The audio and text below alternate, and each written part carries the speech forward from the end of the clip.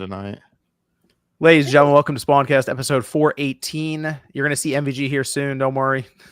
We'll see, Sean. I think he said he was going to be here. I'm pretty sure he said he was not going to be here. Oh, I thought he said he was going to be here. Wait, I thought he said he was running late. Hold on. This could be interesting. This could make for a development during the show. He said running a few minutes late. Oh, there we go. Okay, we'll have MVG in here then. All right, good stuff. Good stuff. So cool. Gotta give a shout out here as people are coming in to the newest streamer, apparently, Celia. Yeah, so yesterday I streamed Mina on Game and Talk. Go check it out. If you don't know what Game and Talk is, it's a podcast that Josie and Sean and I are on. And Nate too, when he comes back. Not be on there. He's our mystery guest. / co-host / awesome. Anyways, so we got to do that. And it was really fun, and I'm really appreciative for everyone who hung out with me. And my birthday's coming up, so I thought I would stream again on Friday. And everyone wear your party hats, including you, Sean. I won't be there. Yeah, I know. We could still wear them, in spirit. In spirit, yeah, just walking around your house in the party hat. Is my 32nd birthday, 32. That's me. Is my monitor audio coming through? No. Okay, cool.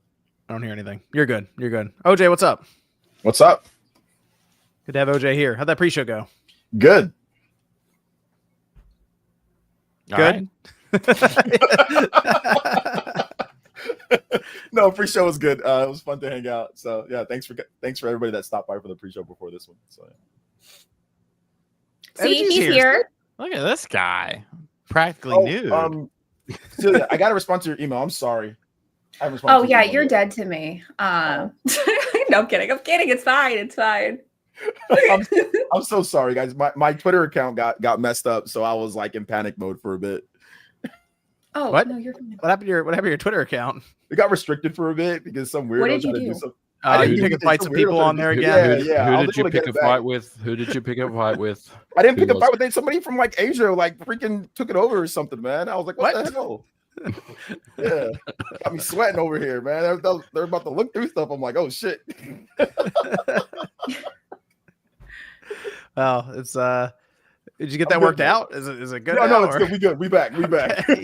Let's say, are you like fighting that now? I had to call Elon on the phone. No, I got a couple of friends at Twitter, so I had to give him a little call. So to expedite it. Yeah, I had to give him a call to expedite it. So yeah, I got it fixed though. It was only like a day or two. So. Well, I think Celia, you said you're gonna stream again Friday. Yeah, for my birthday. So it'll be fun.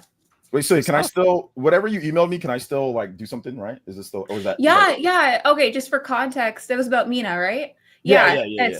So spreading the word about Mina. Everyone, the demo's available. Okay, I'm gonna spread it right now. The demo's available during Steam Next Fest.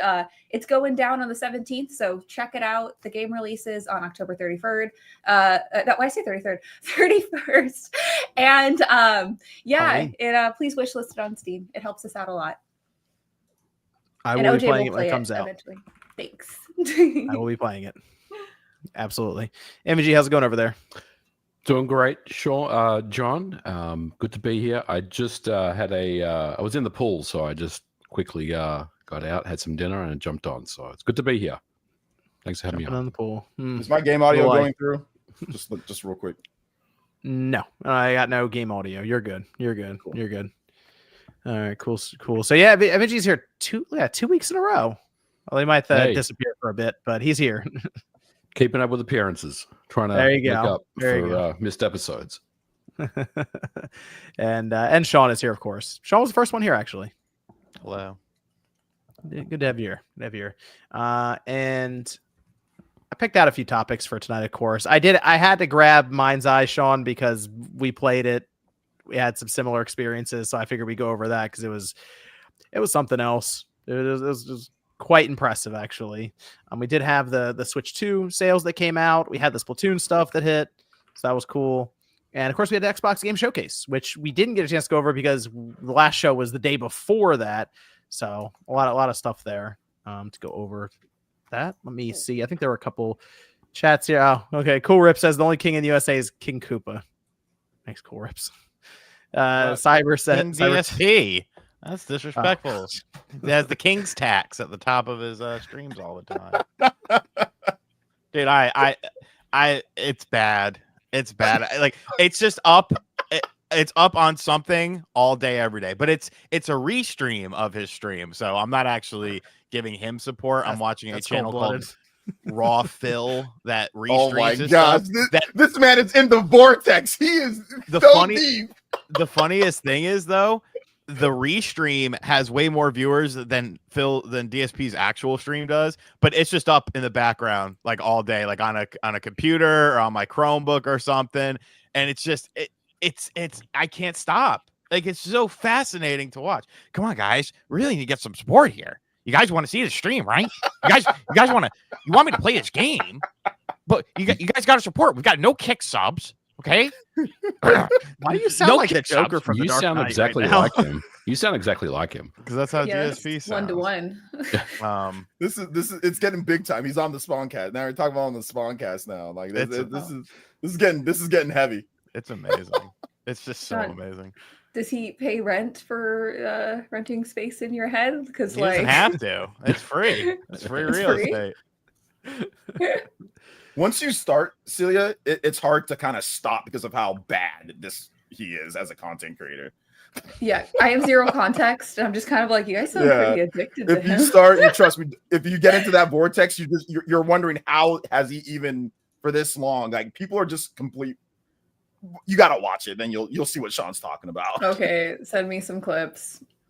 Cyber Taurus says Celia B with 3E saw the Mina stream. Really hoping that game drops on Switch at some point. Great job on the stream also. So besides Steam, no platforms have been announced, but that would be really cool. What a world that would be. Well, stay tuned, I guess. This is from Pyro says, hope everyone is well. Thanks for all your efforts. Stay safe. Also, finally bought a PS5 Pro. My PC hasn't been touched in like a week. Casual Noob Gamer says, another week where John didn't put up Patreon post. Typical. Have to talk to him. Look out, it's Jack says, played the Mina demo and absolutely loved it. Also, if you like Metroidvanias, check out the Mio Memories and Orbit demo. It's pretty cool too. That's cool. I'll write it down. I'm checking out other studios' demos today because I haven't gotten a chance to. So I'll check that one out. Thanks, Jax. Flukas says, Mina the Hollower looks sick, Celia. Thanks for sharing on Game Talk, the better channel, because RGT is the best anger grandpa on YouTube, even though I'm older. Thank you. Thank you. And then Superman Oh Man became a YouTube member. Shout out to Superman. I'm going to see that in July. Should be pretty good. Okay, Sean, let's talk about MindsEye real quick. Let's get that out of the way. Because my gosh, I did the preview for it before it came out, and I went over my experience of that just being a very strange time, just the way they handled it. And so to me, the writing was kind of on the wall with this. Like, we hear the reviews, codes weren't even going to go out really. So we're sitting here. I was looking at it. You were definitely looking at it. You kind of forgot about it a little bit, though. I will say that you were like, I didn't remember. Oh yeah, that's right. I didn't remember. Yeah. No, I didn't remember the name. That was the problem. Yeah. So here it shows up like early in the week. I was like, yeah, I'm gonna buy this thing and see what it is exactly. You had the same thought. Yes, because I still had hope. I didn't have much hope. I thought, hey, yeah, people have been dogging the game. Yeah, there's been some weird stuff, people leaving the studio and stuff like that. But there's still a chance. So, and maybe it'll be one of those, kind of quirky games or something like that. There's some good to be found. And there wasn't. The voice acting. I thought the cast did an excellent job voice acting. And that's all I can say positive about the game. Sean, I kind of feel like they had an idea for a movie or like a TV series, and this was kind of what they decided to, because the gameplay itself is just so cookie cutter. It's not inspired at all. It's very basic. And then you get the scenes where it's choreographed, it's acted. There's the voices are good. All of that cinematic side is I'd say above average. The rest of the stuff isn't. It's like, how do we actually pad out 10 hours worth of a game? They Well, didn't they say they wanted to like make this a universe? I believe like this was one of 8. I believe I read, and there was going to be like TV and movies and stuff like that. They had high hopes for this, and I mean, well, I know you thought the story was like at least interesting and touching on interesting I like things. the setting. But I don't know, it just seemed cliche to me because like everything is kind of doing that because that's like real world stuff now. But even if the story wasn't all that great or whatever, the game sucks. It just it's not fun. The combat sucks. The world is there to simply pad the game out. Like, oh, you need to drive here. The driving fast travel, no sir. No, you are driving with nothing happening. You might get a phone call. Somebody might call you, and then you'll talk to them while you're driving, but you're still just driving, and nothing's going to happen on your drive. There might be a sandstorm that comes in. The sandstorm it makes the game look worse, so that's kind of cool. And you know what's bad is my time with the game. I didn't really have a lot of the crazy glitches I've been seeing online. The worst I had was when you're there's a tech bro and there's like a weird drone thing, and then you got to get in this helicopter. It wouldn't let me in. Like I hit Y, I believe it was, to get in to the helicopter, and my dude just ran around in a circle, and I was like, all right. And eventually I just started shooting my gun and it broke the animation. But yeah, not a great game. At one point I was driving around and I just decided to start running over like NPCs in the world to see what happened. And a few of them, when you hit them with your hood, like they roll up the car and they just go straight up in the air. They don't like roll over your car. They just literally clip straight through the air. And a few of them would go through the car, and eventually it stopped me because I killed too many civilians. So it just stops you. Yeah. That's kind of a weird thing. I didn't really like is that like, what's the number? Like, why is there? Right. It's everything feels very ominous in the game. Like as far as what you can and can't do and how often you can do it. How many people can I kill? Doesn't really say. You can kill a bunch of people, but there's a certain number that, oh, hey, now we got to restart the mission. You're not tailing close enough. Like the tailing missions are even bad because I'm thinking, all right, it happens very early in the game. You're in this drone and you're following this car. You know what? Nobody should play this game, so I'll just say what happens here. Some dude steals something from the place you're working at, which is like a big tech facility. What do you think happens? They know that he stole it. He's still in the facility. Do you think they shut down the facility, alert security, tell you go after the guy? No, they're like, let him leave the building and see where he goes with it. It's like, okay, that's an employee I want to have here. So you have to basically tail with this little drone thing. And like, I'm thinking, okay, well, I can see him, so let me get far back. I mean, you got to be like right on his ass or else the mission restarts and you have to sit through everything. It's like a game made in like 2007. Yeah. But like bad. It's no 7 game. It's no 7 game. The worst though is you take him. So it's on rails completely. There is no real open world technically that you just kind of go and make decisions in. Every time you finish a mission, a new one starts. So also, I don't really know where my safe checkpoint is ever. I just kind of quit out and hope if it's time to end the game for now. So what happens is they tell you to go somewhere and you get in the car. And as soon as you get in the car, you look and it's like, hey, where you're going is 5 miles away, which is going to equate to like 6 minutes of actual travel time. So you literally drive while they kind of chat back and forth sometimes. Sometimes it's nothing. Sometimes it's just quiet. You're just driving like 5 or 6 minutes. Can I ask a question? Did you guys buy this game? How did you acquire this game? I bought it. Okay. I paid $60. $60. $60, yes. So I drive to location. You get out of the car. It's a pretty standard third-person shooter. You don't run out of ammo with your pistol either. It's snap to targeting. So you just light all this stuff up. You drop. We'll say you plant something. We'll say that you leave it there. They're like, okay, now come back. You get back in the car. It comes up 5 miles or about 6 minutes of real time driving. And you're like, I actually have to drive back. There's not a little cinematic or something that plays, or, sometimes you go through we'll say a whole base in a game and there's just conveniently a door at the end that shortcuts you out. Something like that. No, you just drive back another 6 minutes. So basically 12 to 15 minutes total time was you just driving back and forth to this place. And it wasn't any new gameplay, no interesting elements. You go there, shooting gallery, drop something off, drive back. Ends up being about 20 to 30 minutes total for that. that was like one of the missions. The plus side, it might end up being one of the sadder platinum trophies I have on the PlayStation 5, because I think by the time I finish the game, I'll have like 28 of 30 trophies. And one of them I just got a mission select and get, and I think that does it. So I guess there's that. Very, very strange situation, because it's so obvious that the game needed help, and they're doing 3 hot fixes in the next 2 weeks. But what's not a great game to buy, though. What's that going to do? It's not going to make the game fun unless they are. Most of them just make the game work. Like if you read through the patch notes, it's just, that's it. So don't recommend it.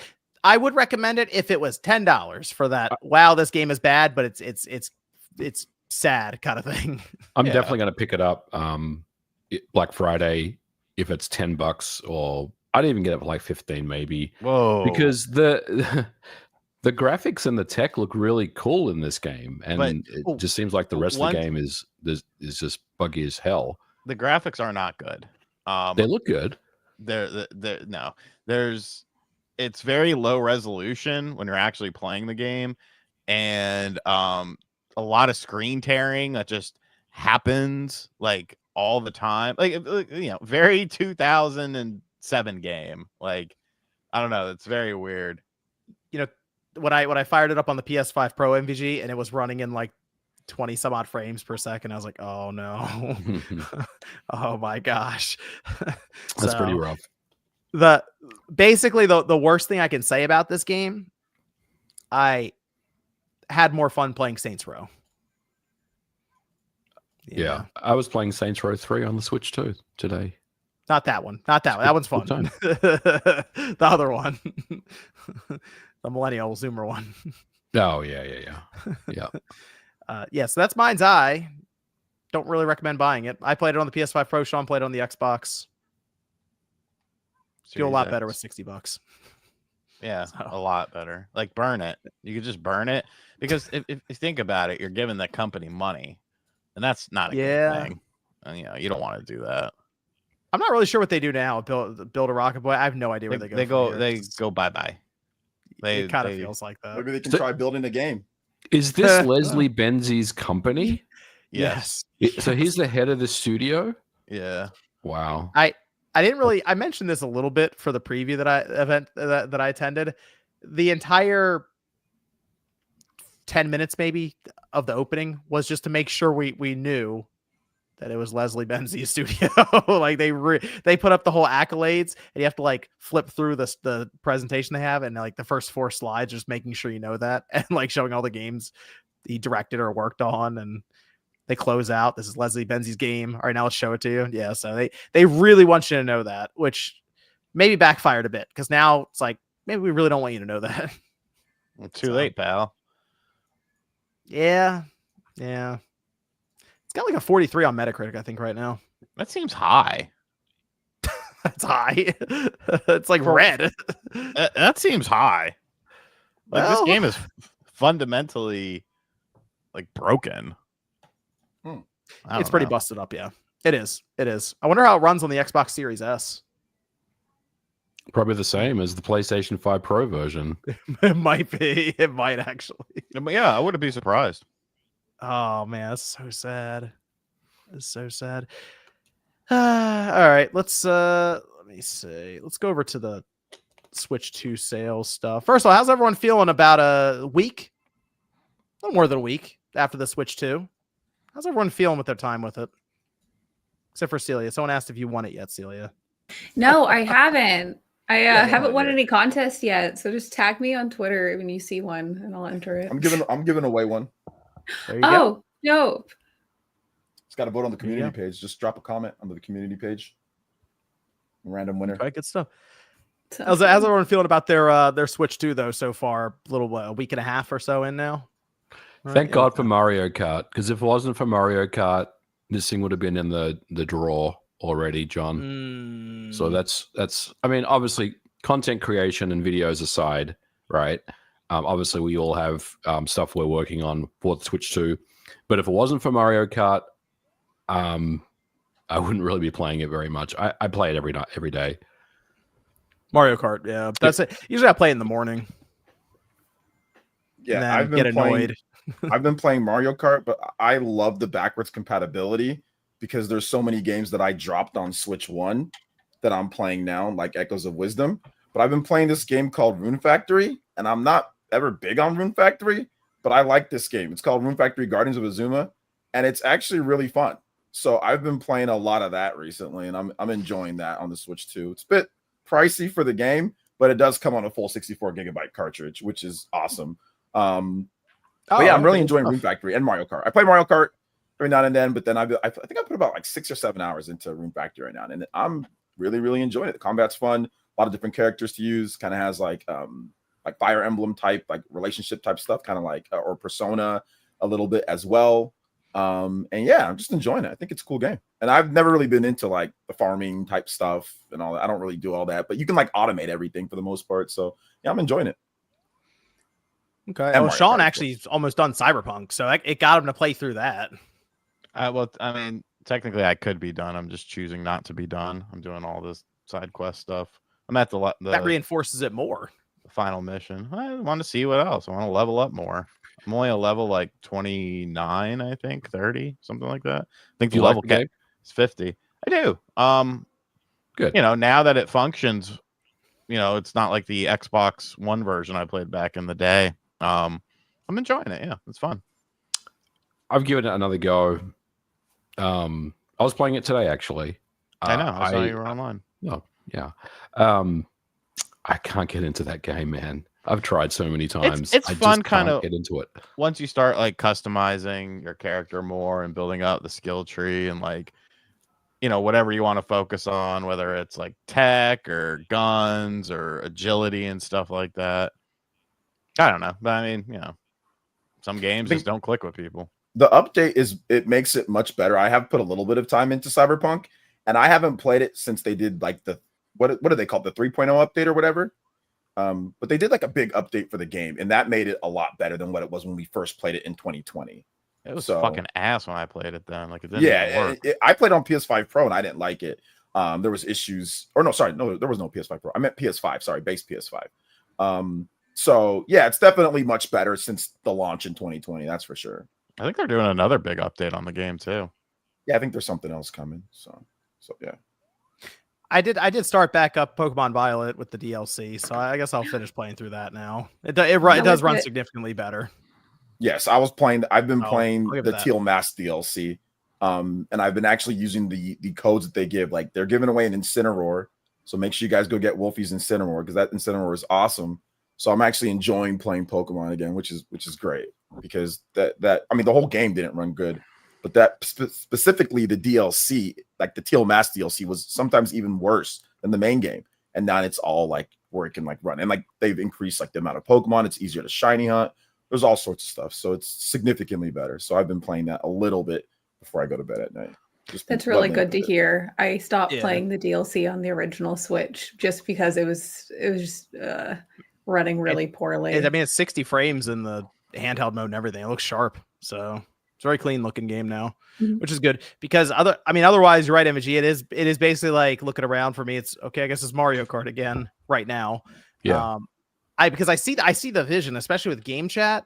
While I haven't really used the video much, I will say that I have the camera. I have not used it really. It's just been mostly voice chat, but it works well, and I just want more stuff to use it with. Game chat, you know.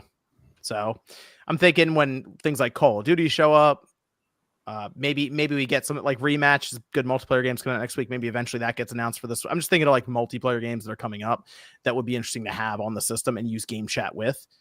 Or I mean, Splatoon 3 got that update this week. I fired that up. The first match did disconnect, but then the rest of them afterwards didn't. So maybe I got on a lucky streak. I don't know. That game looks really good. It's like on the 4K TV or in handheld mode now. Still run. I mean, I don't think I really had issues with it running poorly on the Switch One in basic games. Yeah, it ran good on Switch One. It just looks better now at this point. Yeah. It just looks better. So that's good. Well, the Switch 2 version looks better. They had to downgrade the Switch 1 version. Oh, that would be good. Halo Master Chief Collection with co-op and game chat.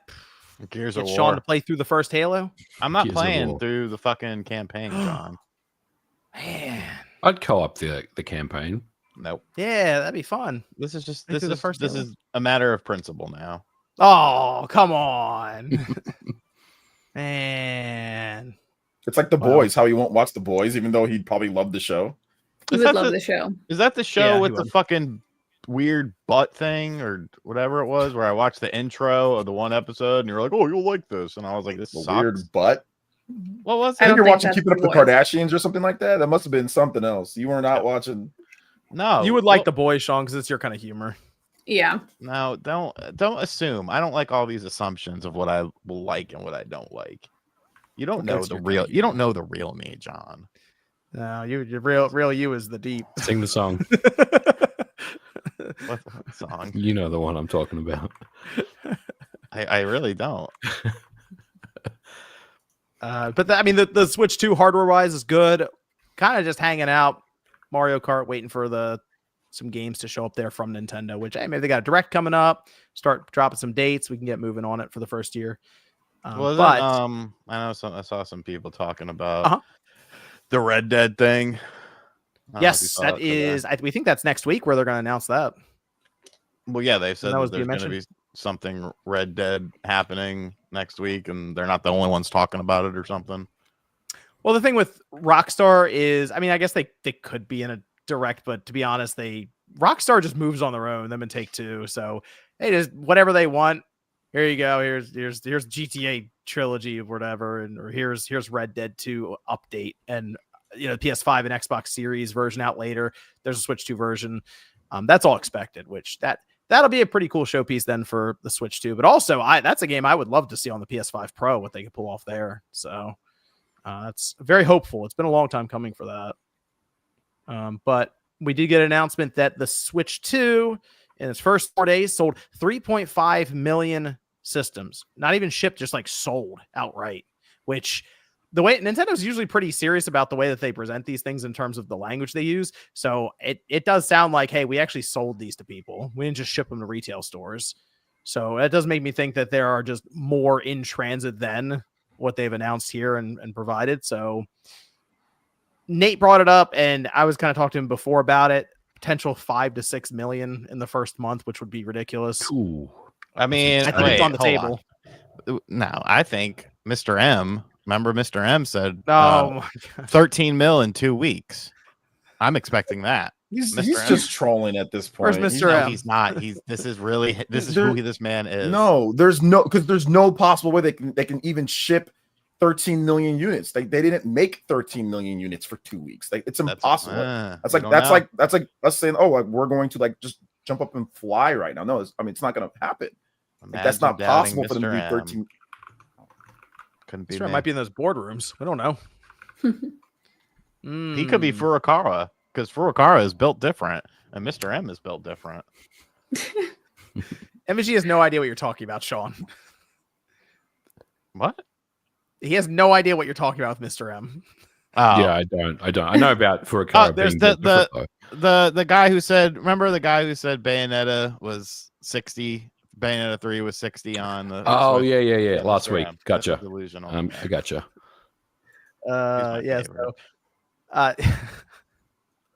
so 3.5 million though. That's pretty impressive. It is the biggest console launch we've seen in history. So that was pretty impressive to get that info. And people were a little confused on this one, which was weird because it seemed pretty clear that there were massive turnouts for Best Buy, as Sean saw firsthand. I saw firsthand. Mhm. You were in Nintendo store in San Francisco, OJ, right? So Yeah, I was at the Nintendo store in San Francisco, and people, it was so funny because there was a lot of people there. Then people started asking questions like, "Hey, what's this for? Oh, the new system." They're like, "Can I get in line?" They're like, "Yeah, sure." So people just started getting in line that night, and it just spanned all the way. I think I posted one video on Twitter, but it just wrapped around the building, and it was pretty crazy. It was fun. Just people seem surprised that there were so many that had sold in general. But I do think that is that point of like Twitter X starting to realize that, oh, we're actually like kind of a small part of the market. No, actually, stop that.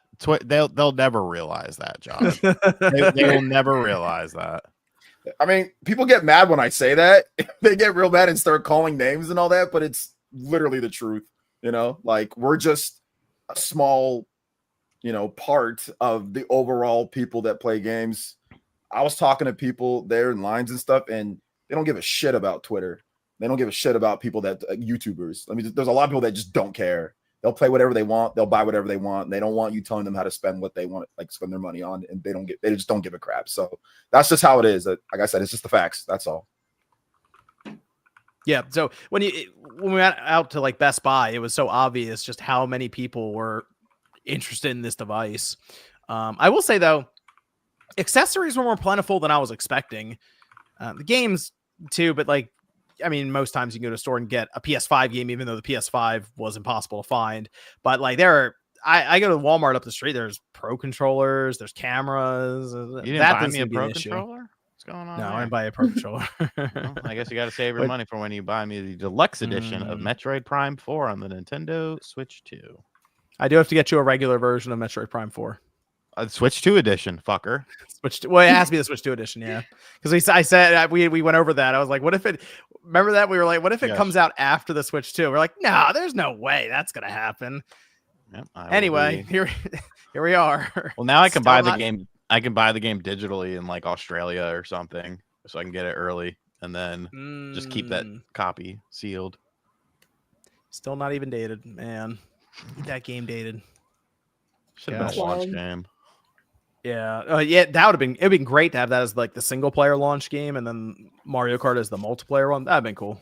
It'd been cool to have that, but they just got to get that thing dated. August would be nice. Let's get that game out then, since July is all about DK. So I don't know. I think we still need to get Metroid Prime 2 and 3, so they would have had to already have those available or release those if that was going to be a launch title. Or maybe it's a different timeline wise it somehow works. Yeah, like if you think about it, you won't have like the you know like it happens before the Dark Samus stuff and the corruption stuff. Yeah, I'm just saying I think Nintendo would probably still want to have Metroid Prime 2 and 3 out before Metroid Prime 4, like some type of marketing or some type of thing to kind of tie it in. That's all. Could they do a little bit of a swerve during the direct since it wasn't there listed with the GameCube games? Could they just say Metroid Prime 2 is available right now in the GameCube app, and you just go play that? And then how do you release the third one? Is that just a separate thing on the eShop then? Because it's not a GameCube game. Thought they would do something like Pikmin, like the Pikmin games, like just put. Like 1 and 2, something like that. But I think they'd want to have something before 4 comes out. Prime Hunters, gotta have Prime Hunters. No, pinball. I like Prime Pinball. I had the Rumble pack came. Prime Pinball's fantastic. It's actually really good. Either way, I'd rather have Prime that game 5, but you know, right. I'd rather have that game now. Like, if they're like, oh yeah, Metroid Prime 4 is November. Oh gosh, that's so far away. Man, it looked like it was ready to go, and when they were showing off the treehouse. You're not a developer. You don't know. Yeah, I know. They always look ready to go. They show off the pretty corners of the game. Well, I just trying to convince myself that it's coming out in like 2 or 3 months. Prepare for disappointment. I should be. Well, go over here to Flucus, who says also Celia B has 4 E's. There's one in Celia. Very observant, Lucas. Pickle Rick says, hi, Celia, 3 E's. Love the content RGT. Which do you think we'll see first? A new Fallout or a remake of an older Fallout? If it's a remake, which game?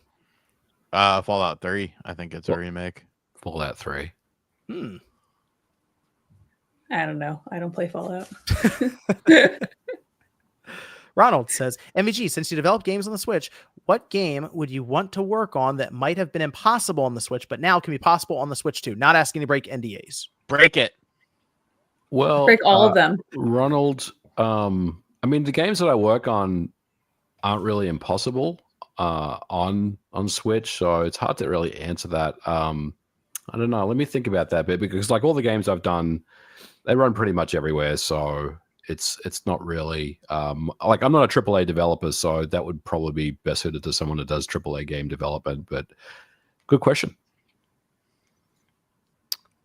Madman's Word says Mina demo is great. Celia, I just wanted to ask to clarify, your notes in the stream about the physical were just for retail, not the Kickstarter perk?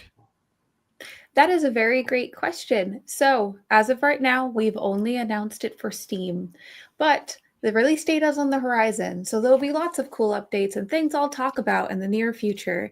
So keep an eye out. And also I posted a recent Kickstarter update, so you should check that out too. Yeah. Owen says MindsEye should be removed from stores like Cyberpunk was. It's so broken. I'm currently in the process of getting a refund from PlayStation Store or PlayStation Network. Apparently, Sony is just refunding this thing. Yeah, they're not even asking questions. They are. So, Can I ask a question? Why content creators are getting it, but as like a just a regular player, why did you go buy it? Like, what? Why would you go buy the game in the first place? Like, that's what I want to know. Just what was the thought process? Because that shit looked like ass from the very beginning, and there wasn't like it was getting. No, the first trailer was good. They did. The first trailer. I will say this: they cut these trailers up a little suspect. So you bought it based off the trailer? I mean, that's kind of how they sell it on people. Oh, man. You know, I mean, they'll look at the trailer. There you go. Then look at this. I don't suggest doing that. Don't buy it off the trailer. I can answer that, OJ. John got 90,000 views on his video. Let's see what Sean got on his. I think it's just content. Yeah. At the end of the day, you're calling them out, man. Well, no. I know why Sean and John did it. I'm aware of that. But as like a player, as like somebody, like I said, just somebody that doesn't create content, like you're just like a regular gamer. Why would you go out and get that when it did not look incredible? They showed a gameplay demo and it wasn't looking incredible then. I just don't understand just going out there, at least waiting to just see maybe what some other people are saying first and foremost, right? Like, I mean, the same logic would be for like a movie and it ends up being really bad. The trailers didn't look that good. Why'd you go see it on opening night? You know, sometimes people are curious and they're hoping that it's good. I mean, OJ brings up a good point, but I think ultimately there are diehard GTA fans that follow like what Leslie Benzies was doing, and I think they kind of just drunk the Kool-Aid a little bit, and they were like, yeah, this is going to be good because it's Leslie Benzies and everything. And they and there are a lot of people out there that don't really follow reviews, you know, like they just they see that from the maker of GTA making a brand new game, and they're like, oh yeah, I'm going to check that out. And then they realize it's absolutely terrible. Okay. I don't know, just in my opinion. We missed an important topic when we were talking about Switch stuff. We can go back to it. I was just going through some of the super chats, so they don't like end up being too many at once at the end. Just try to keep it somewhat updated. We can go. What did you have for the Switch topic, Sean? The trifecta of games releasing on June 19th for the Nintendo Switch. Go ahead, hit us with it. I mean, this is monumental, John. Okay, games. It is. It's this week coming up. This week. Put Red Dead 2 on the back burner. Who gives a fuck about Red Dead 2? Right? You literally have games that were said can only run on this one platform. And now they're coming to the Nintendo Switch. Unheard of. Just unprecedented. We have Finnegan Fox. That's one. Ooh. Evil Knievel. There's another. Whoa. And the crown jewel. This thing was going to sell systems if the Amico wasn't a piece of shit. Cornhole. Oh shit. Cornhole. Holy with motion shit. controls? They can release all three of those on one day, but Nintendo can't drop Metroid Prime 4 on release day with Mario Kart. Only only $14.99 for Cornhole, $14.99 for Evil Knievel, and $14.99 for Finnegan Fox. That's it. Like, fucking A, man. This is monumental. You couldn't play Amico games without the Amico controller. It was that important until they made it available on your cell phone and then said, oh, we're going to put these games on Steam. And then they... You heard the Switch 2 is 10 times more powerful than the Switch, though. Yeah. But these are Switch 1 games. Wow. I bet there's like upscaling, like for Cornhole and stuff. Like, wait, it'd been hilarious. Could we game chat? Can you game chat back compat games? Yeah. We could game chat cornhole. I don't know if it has multiplayer online. That sounds like a good time if we can do that. Supports 1 to 4 players with here's the this description is terrible.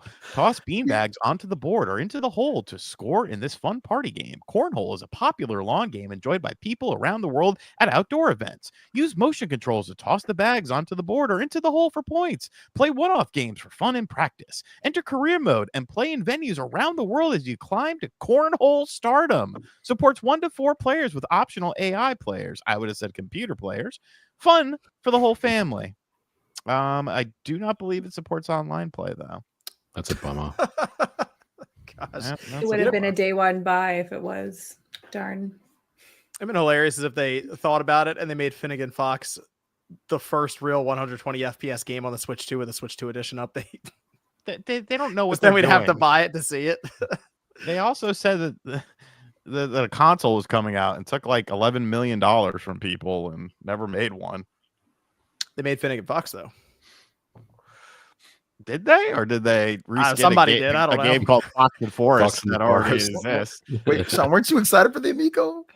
No, the initial trailer I liked, but everything after that was terrible because they said there was going to be games like they were going to have like IRIM games and stuff on there, and then they decided to go. I'm just messing with you. Hot Wheels. Some moron said that you were back in the day. Well, it's going to be Earthworm Jib 4 before everything started falling apart.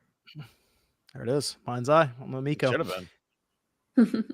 I mean, if they got that kind of a lineup in June, Nintendo, that's what 20 mil this fiscal year. It's not out of reach. I mean, that comes out next week. So, Mr. M's prediction. People are going to be going out to get cornhole. So, Sean, are you going to buy the game or no? No, God, no. I'm not going to support those people. I mean, you sounded really excited. Like you sold me with that copy. Yeah, should be in marketing. Mm-hmm. You should. Brix, who says Xbox blue balling Hollow Knight people was hilarious. Yeah, we'll be getting to the Xbox showcase here in a minute. Yeah. Ford Sicilian Gamer says, with all the back taxes I owe, daily DoorDash deliveries for my robust wife and the detractors ruining the business, how can I afford a Switch 2? You got that in Mario Kart, but now you're upset with Mario Kart. Necro Banana says, Cyberpunk 2077 still has many features they promised missing. It's still much closer to an action game than an RPG. I hope the sequel is more RPG heavy. They do have a sequel in the works. I just want a third-person mode, and I'll be okay if they can somehow do that. Cool Rip says, RGC, are you talking about the butts in Doom Patrol? No, it was some stupid show that you guys told me to watch. And The Boys. Yeah, and somebody sent me like an intro to one of the seasons, and I'm like, "Oh, you're gonna find." Oh, was it the party scene? I don't. Where they're at a party and the dude explodes. Something like that. Maybe. Oh, that was the you're close. No, that's not a butt you're scene. the wrong side. You're on the wrong side. You're at a wiener that's not a butt scene. scene. I thought it. Okay, yeah. Ant-Man went up the guy's dick, not his butt. Okay, sorry, I didn't remember which orifice it was. I'll do better. Okay, but that's like season. Isn't that like season 3 or something like that? That's like season 3. Yeah, that's what I was told. Further in the series. No, we told you to watch from the beginning. You won't get it. We didn't tell you to watch from season 3. He's here. The king is here. Mr. M. I'm pretty sure he's trolling you. He's trolling you guys. Iris says, everyone check Fantasy Life Eye out. Super cozy. They've sold 1 million copies so far. So, Quest for Glory Gamer says, for MVG as developer in the recent release of the Switch 2, what do you want to see from Nintendo besides more options for cart sizes for games? What do I want to see from Nintendo? Just more of the same. More games, more good experiences, more updates to or sequels to classic games that they've done. Maybe dust off some of the franchises that they haven't really looked at. Take some more risks, I think is the move. But is that going to happen? I don't know. Probably not. But Star Fox. Yeah, Star Fox. Nintendogs. Nintendogs. They can keep that, but there's so many dormant IP that they haven't really looked at in a long time. And I feel like, man, you've made so much money now and you've established the base, the user base. Take some more risks on the Switch 2. I think that would be really cool. MVG, I will ask you this though, just as they say, as a developer, did that mouse mode hit with you different than it did like most of us, where we were looking at it as like just playing games and stuff. Did that hit you in terms of like the creative side at all? Like, is there a game in your mind you're like, oh, wait a minute, without breaking NDAs? There is, but it's breaking NDA. However, Okay. I will say this. I actually haven't really played around with the mouse mode, John. It looks a little gimmicky for me. Nah, dude, I don't know. Cool. You can use it right on the menu. But you need but don't you need something that's more contoured to your hand? I feel like, because it's just a flat thing. Like, I don't know. Yeah, they have the grip at GameStop. You can buy, I think. The only thing I've used it for is in Rune Factory. Like when you go to like the overhead mode, like in build, like whenever you're trying to like plant crops or buildings or whatever, you can use mouse mode there, and it's okay. You can get it done a little bit faster, but you can use the analog stick just fine. But there's mouse mode for that. But fun fact, you can plug a regular mouse into a Switch anyway. So I don't know. Like it's a cool idea. I like it, but it's not really going to change the world. I feel like. How else are you going to play Welcome Tour? I don't have Welcome Tour. Not yet. Not ever. Lemon Star says we gotta get Baldur's Gate 3 and Expedition 33 on Switch too. A lot of threes.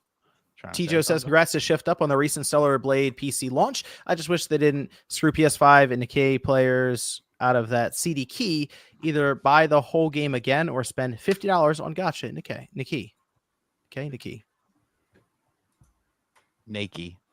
Thank you. They did have a big launch for Stellar Blade though on PC. It's like almost 200,000 concurrents, something crazy.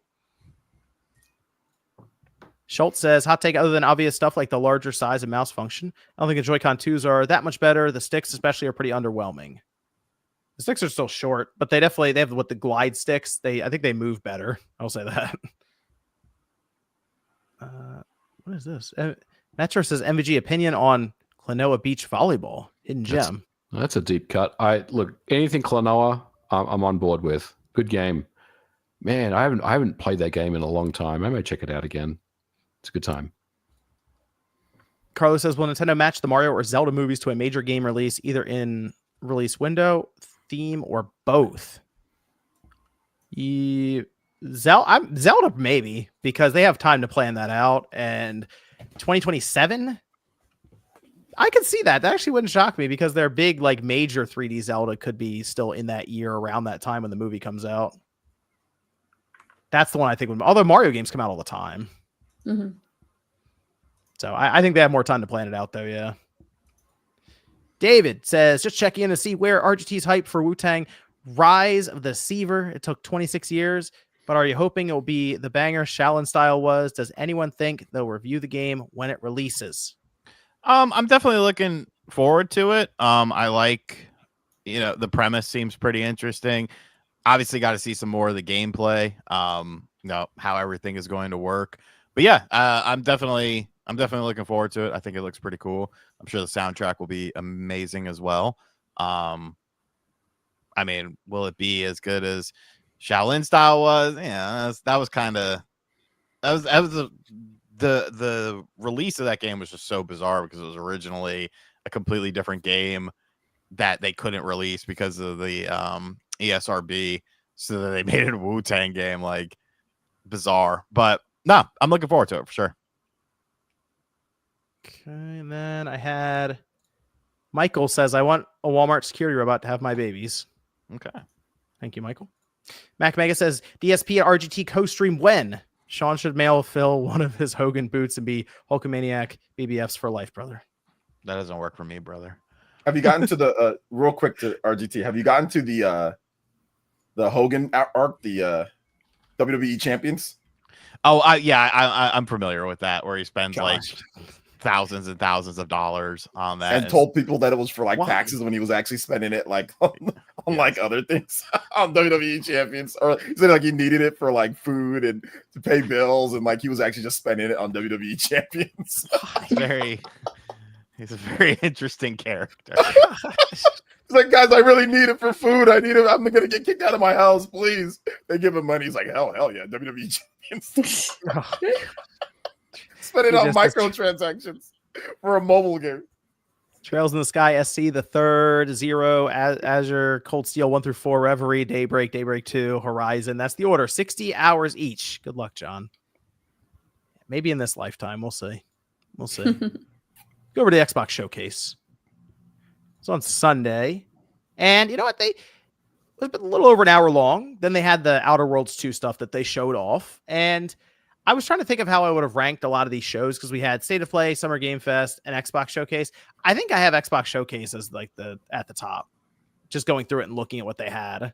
But I know people are thinking, well, I don't know if that's a high bar to clear necessarily because I saw State of Play that was getting beaten up online, actually. And then Summer Game Fest, it wasn't for Resident Evil. And Mina, asshole. And Mina, yeah. John. God, yeah. How dare you in front of John. Mina? I had to remind Sean last time that Mina was at Summer Game Fest. Mafia? That was good. Was that Mafia? Mafia is good, yeah. I'm ready to buy that, though. It's like they tried to spoil Death Stranding 2 on stage. Anyway. Yeah, you're one to complain about spoilers. For Death Stranding 2? Okay, let's start at the top here. Outer Worlds 2. October 29th. $80 game, by the way. Thank God this was an interesting one. Thank God for Keymailer. So I will say it looks like Game Pass is going to go up in price too. But since you just brought that up, as there was some information on the back end, apparently it was updated that mentioned a price increase tier for Game Pass that just went up like yesterday. So damn, Mario Kart making Game Pass go up in price as well. Freak. Yeah. I think a Game Pass is going to be $25 a month, most likely, is what we're going to see. If it goes to $30 a month, that'd be a little crazy. But I might be out at 30.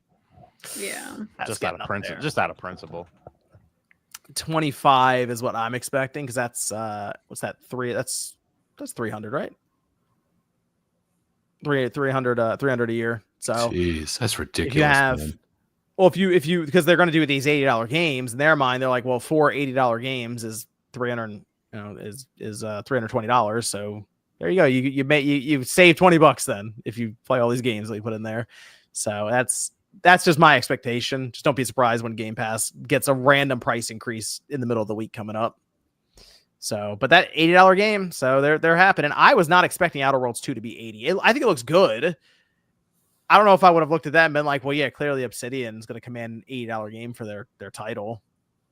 Not really. That was not. I thought Call of Duty was going to be the one, but the Outer Worlds 2. Well, that will be one as well. A lot of pushback online immediately, as you expect.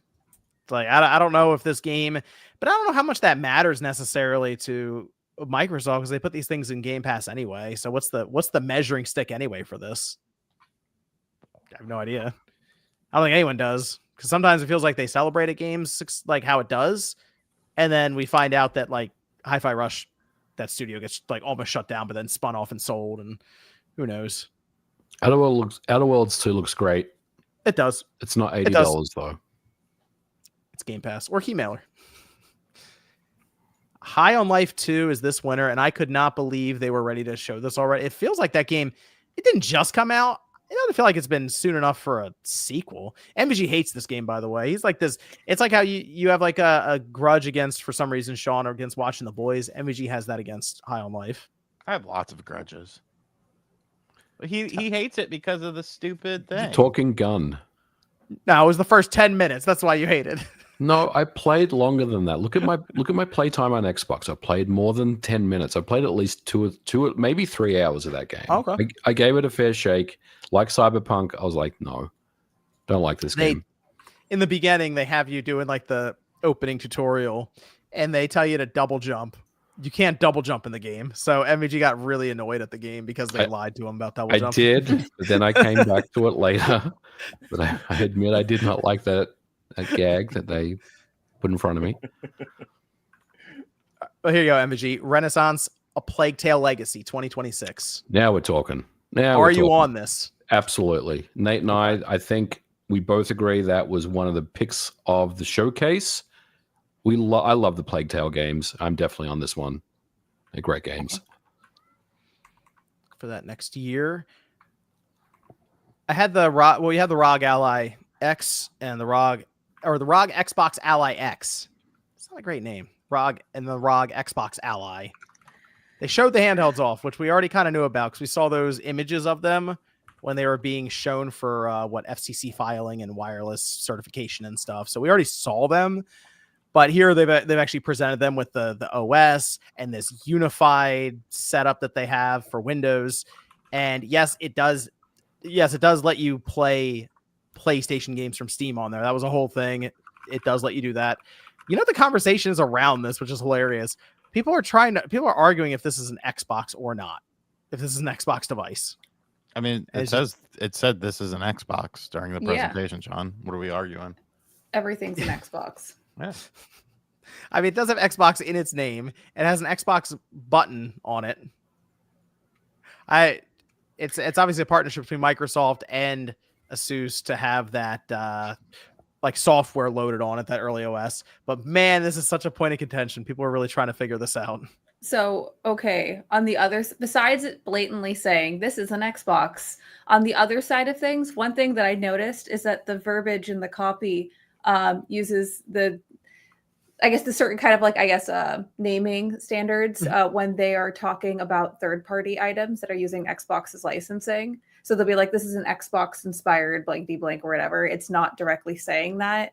And that's certain things that they have for that. So maybe Xbox doesn't consider it an Xbox, but branding wise it is. It's the maybe box. Everything's an Xbox. But okay, so I asked my stream about this and they kind of told me, hopefully, you can't play your Xbox Series X, you can't play your games off of that. You can't.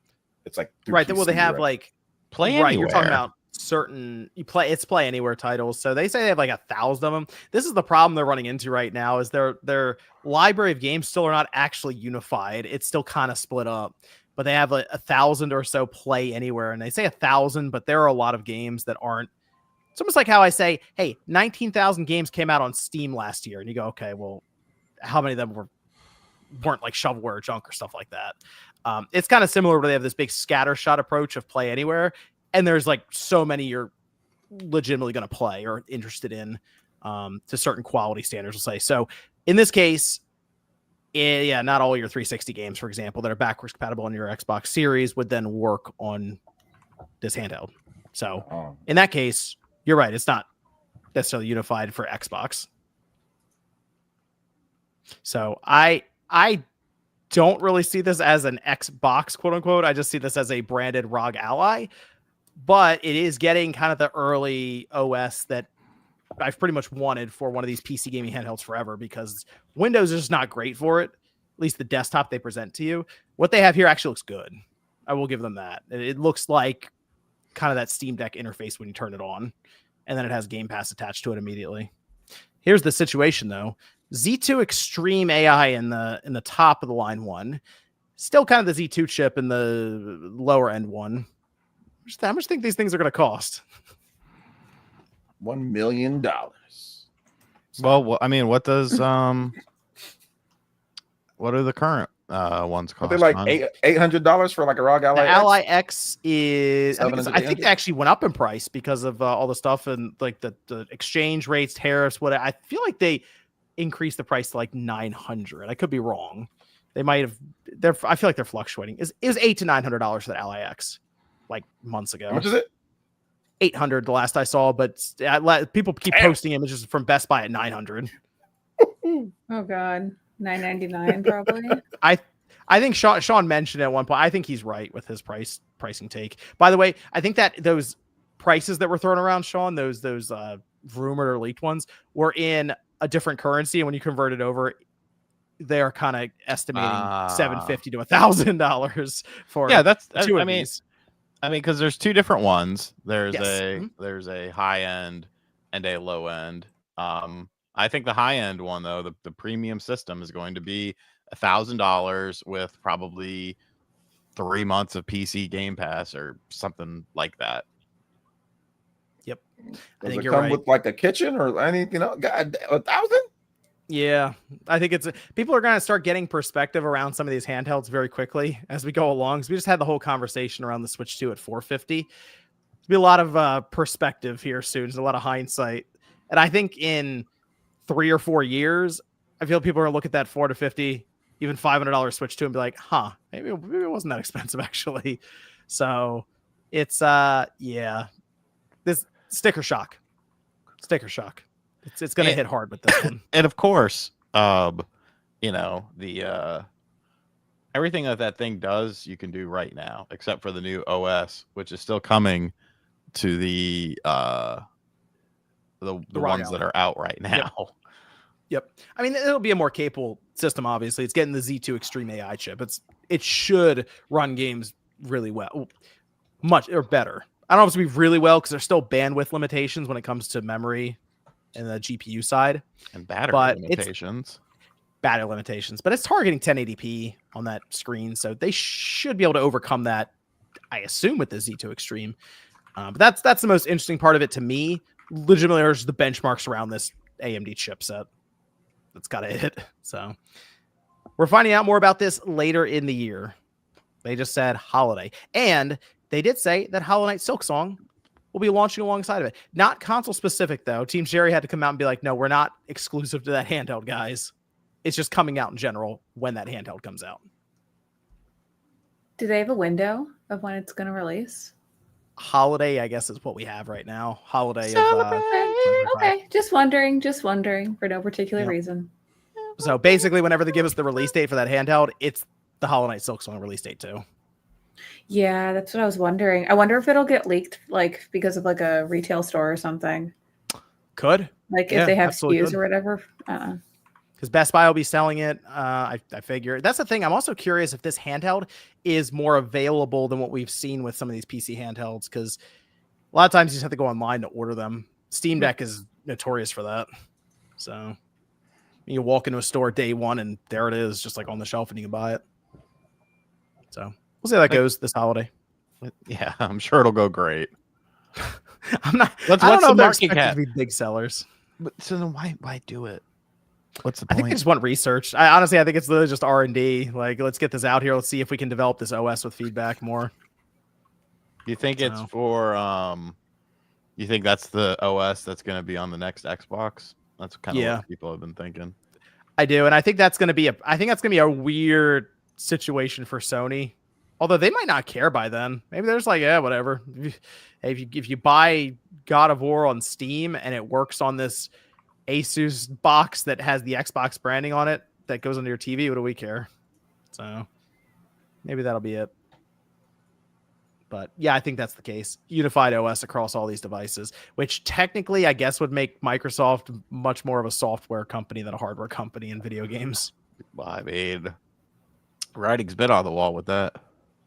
Yeah, those reports of them canceling their internal handheld and just riding with this Asus is kind of the start of that, I think. You know what's weird too? Like maybe it's different for you guys, but I have not seen an actual Xbox Series X or S in the stores like for a little bit. I'm pretty sure they're there. Like you can buy one. But I haven't actually seen one whenever I go, like in the gaming section. Like I don't. Oh, and like behind the glass and stuff. I don't. PS5's usually at Best Buy. I see PS5s. Like obviously there was Switch, but I haven't seen an Xbox Series X at like Walmart or Best Buy in like a hot minute. You're right, OJ. I'm looking at Target right now. I don't see them online for sale. Oh, actually, that's not true.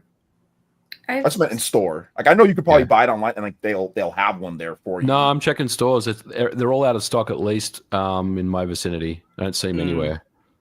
Wow. I think What's you're your right. tattoo of on your arm there? This one? This one? No, yeah, that one. Oh, I don't know. It's just some Americana thing I got like 12 years ago. Oh, there you go. You were. I feel like you were hoping for a different response, Sean. I was basically just gonna go with what I was given and see what I could do with it, but there wasn't much I could really do with it, so I just let it go. Let's see. Great. Blood of the Dawn Walker. That was up next. Super Meat Boy 3D. Super Meat Boy's in 3D now. That looked kind of weird. No, I thought it looked cool. I'm not a huge fan of those games. I'm just used to Super Meat Boy as like a 2D game. And then it was like, it's 3D now. I was like, oh, that looks weird. I'm not as bad or anything. It just threw me off a little bit. Yeah, it's gonna be interesting doing like that type of platforming, how they have the 3D set up. It's gonna definitely make it interesting and like harder to play for sure. It could be really cool though. Oh yeah, it's probably gonna be great. Correctly. Yeah, it's probably gonna be really fun. Ninja Gaiden 4. October 21st. The game looks awesome. I'm ready for Ninja Gaiden 4. Picking that one up. Platinum Games getting some work. Indiana Jones, The Order of Giants DLC, September 4th. Yay.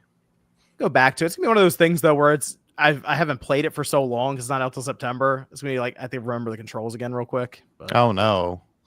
I know. Such a terrible problem to have. First world problem, John. Everyone give them some. But that's always been the question: is would you rather have the DLC like soon after release, or would that annoy you because you're like it could just be in the game? I'd rather wait a year or something. We have Game Freak. Game Freak showed up. The logo popped up on the screen. I see it. I go, oh, here we go, and then it shows up, and I go, wow. That's definitely not Scarlet and Violet. Beast of Reincarnation. It's out in 2026. And I got to give it to him. It looks pretty good. Yeah, it looks good. See that frame rate, though?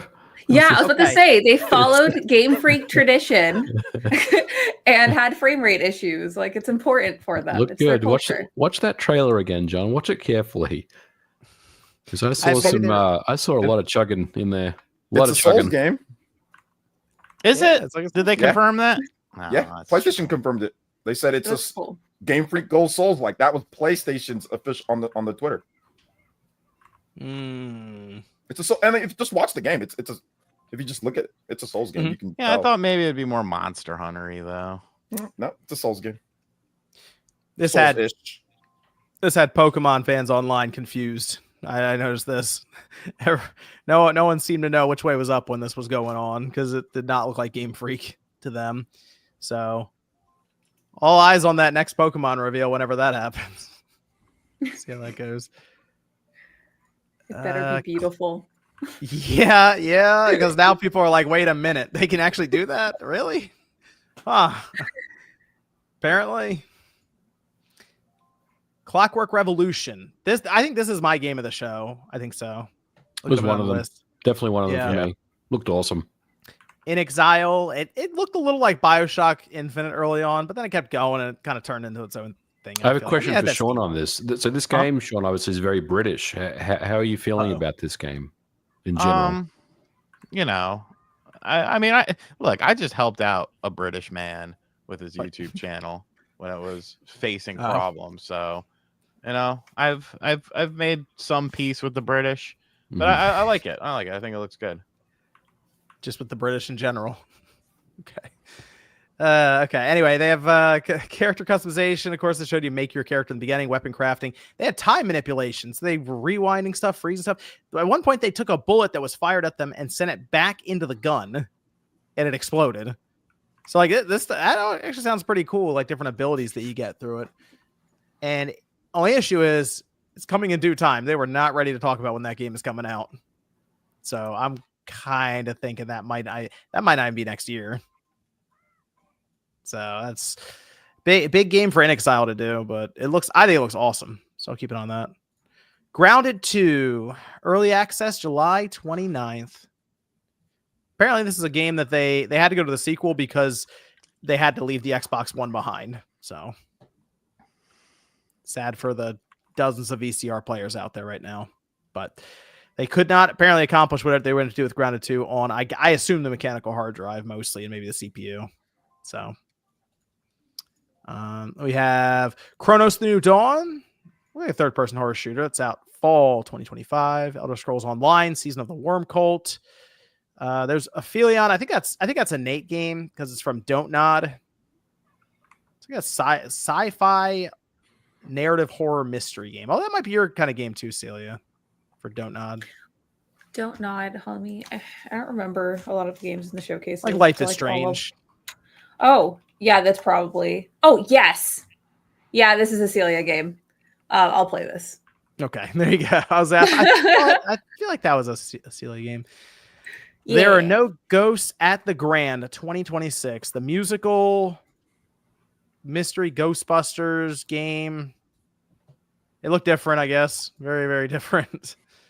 Age of Mythology Retold, Heavenly Spear, Mudang 2 Hearts, Planet of Lana 2, Hey, Mudang looked cool. Whoa. Slow down there, okay. partner. Hey, you could stop me when I get to one. Mudang 2 hearts. Mudang, that was the game that looked kind of Resident Evil-y and like Resident Evil 6-ish and Metal Gear Solid kind of combined, because you had the two different characters. Like the girl was like an influencer and the guy was like a military guy or something like that. I thought that had right potential.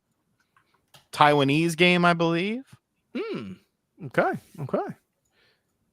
Fallout 76 gone fishing. They spelled fission Fission. That's clever.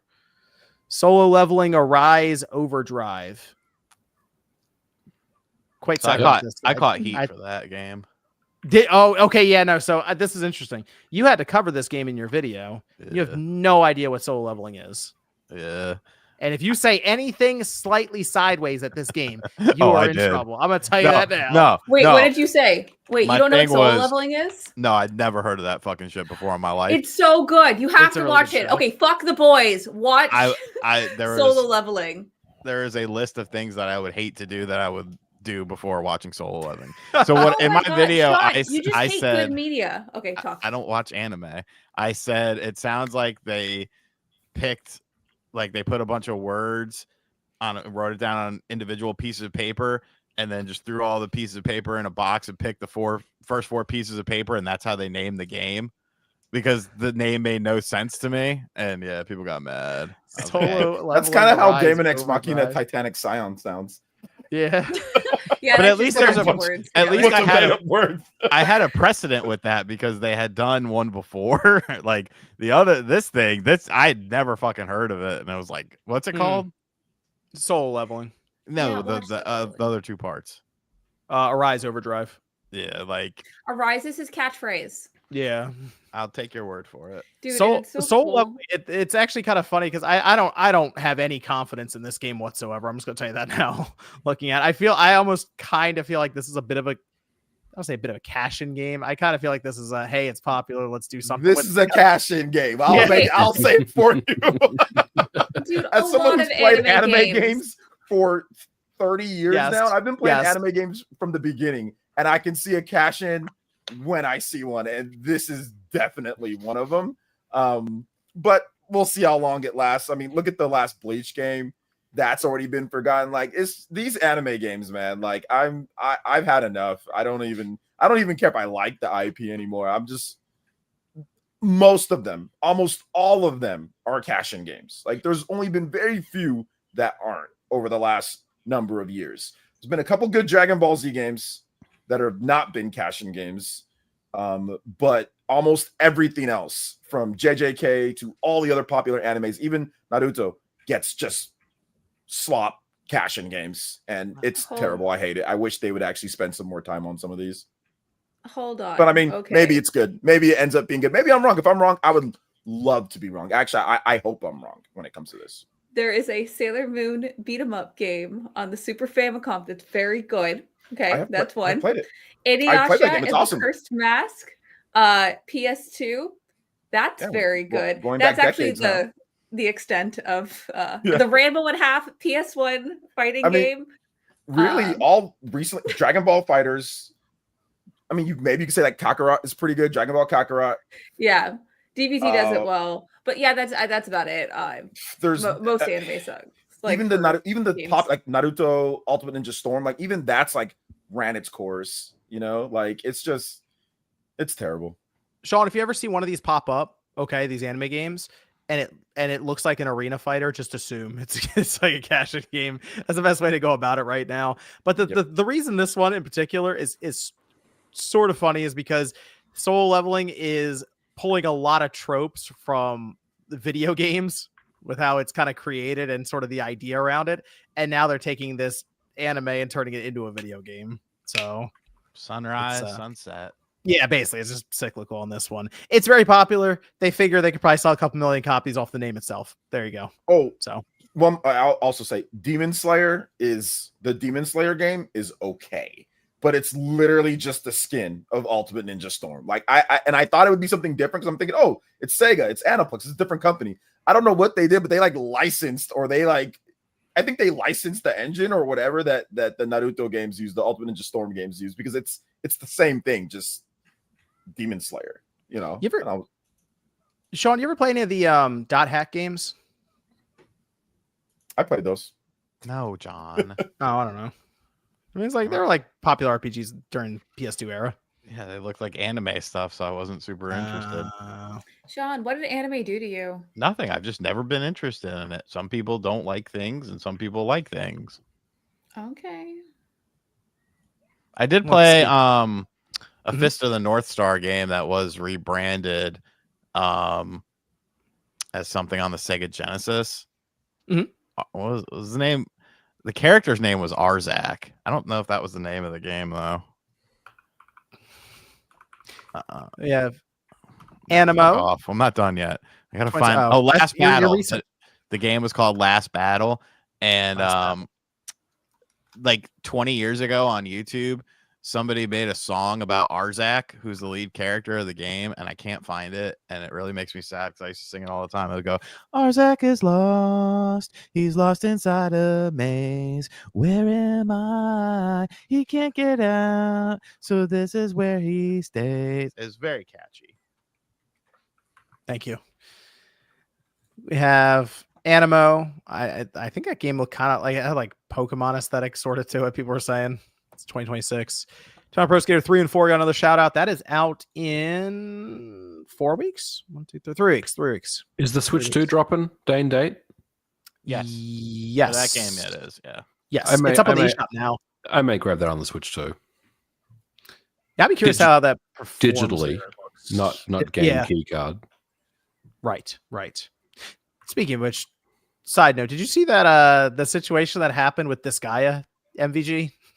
No, I'm not aware what you're saying.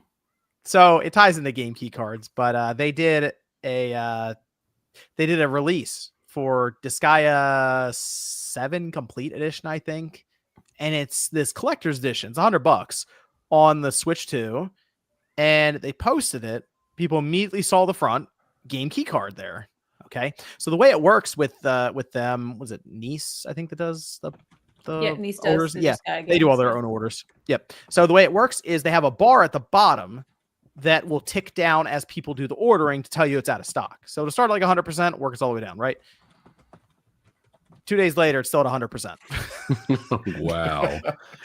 So no one wants this game key card. And that's the thing that's crazy to me. It's $100 for the collector's edition.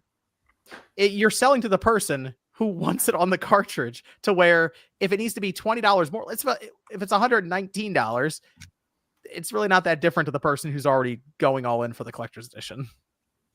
I like it. People are voting with their wallets. I'm into message it. Sent there. Yeah, You're right. The message being sent.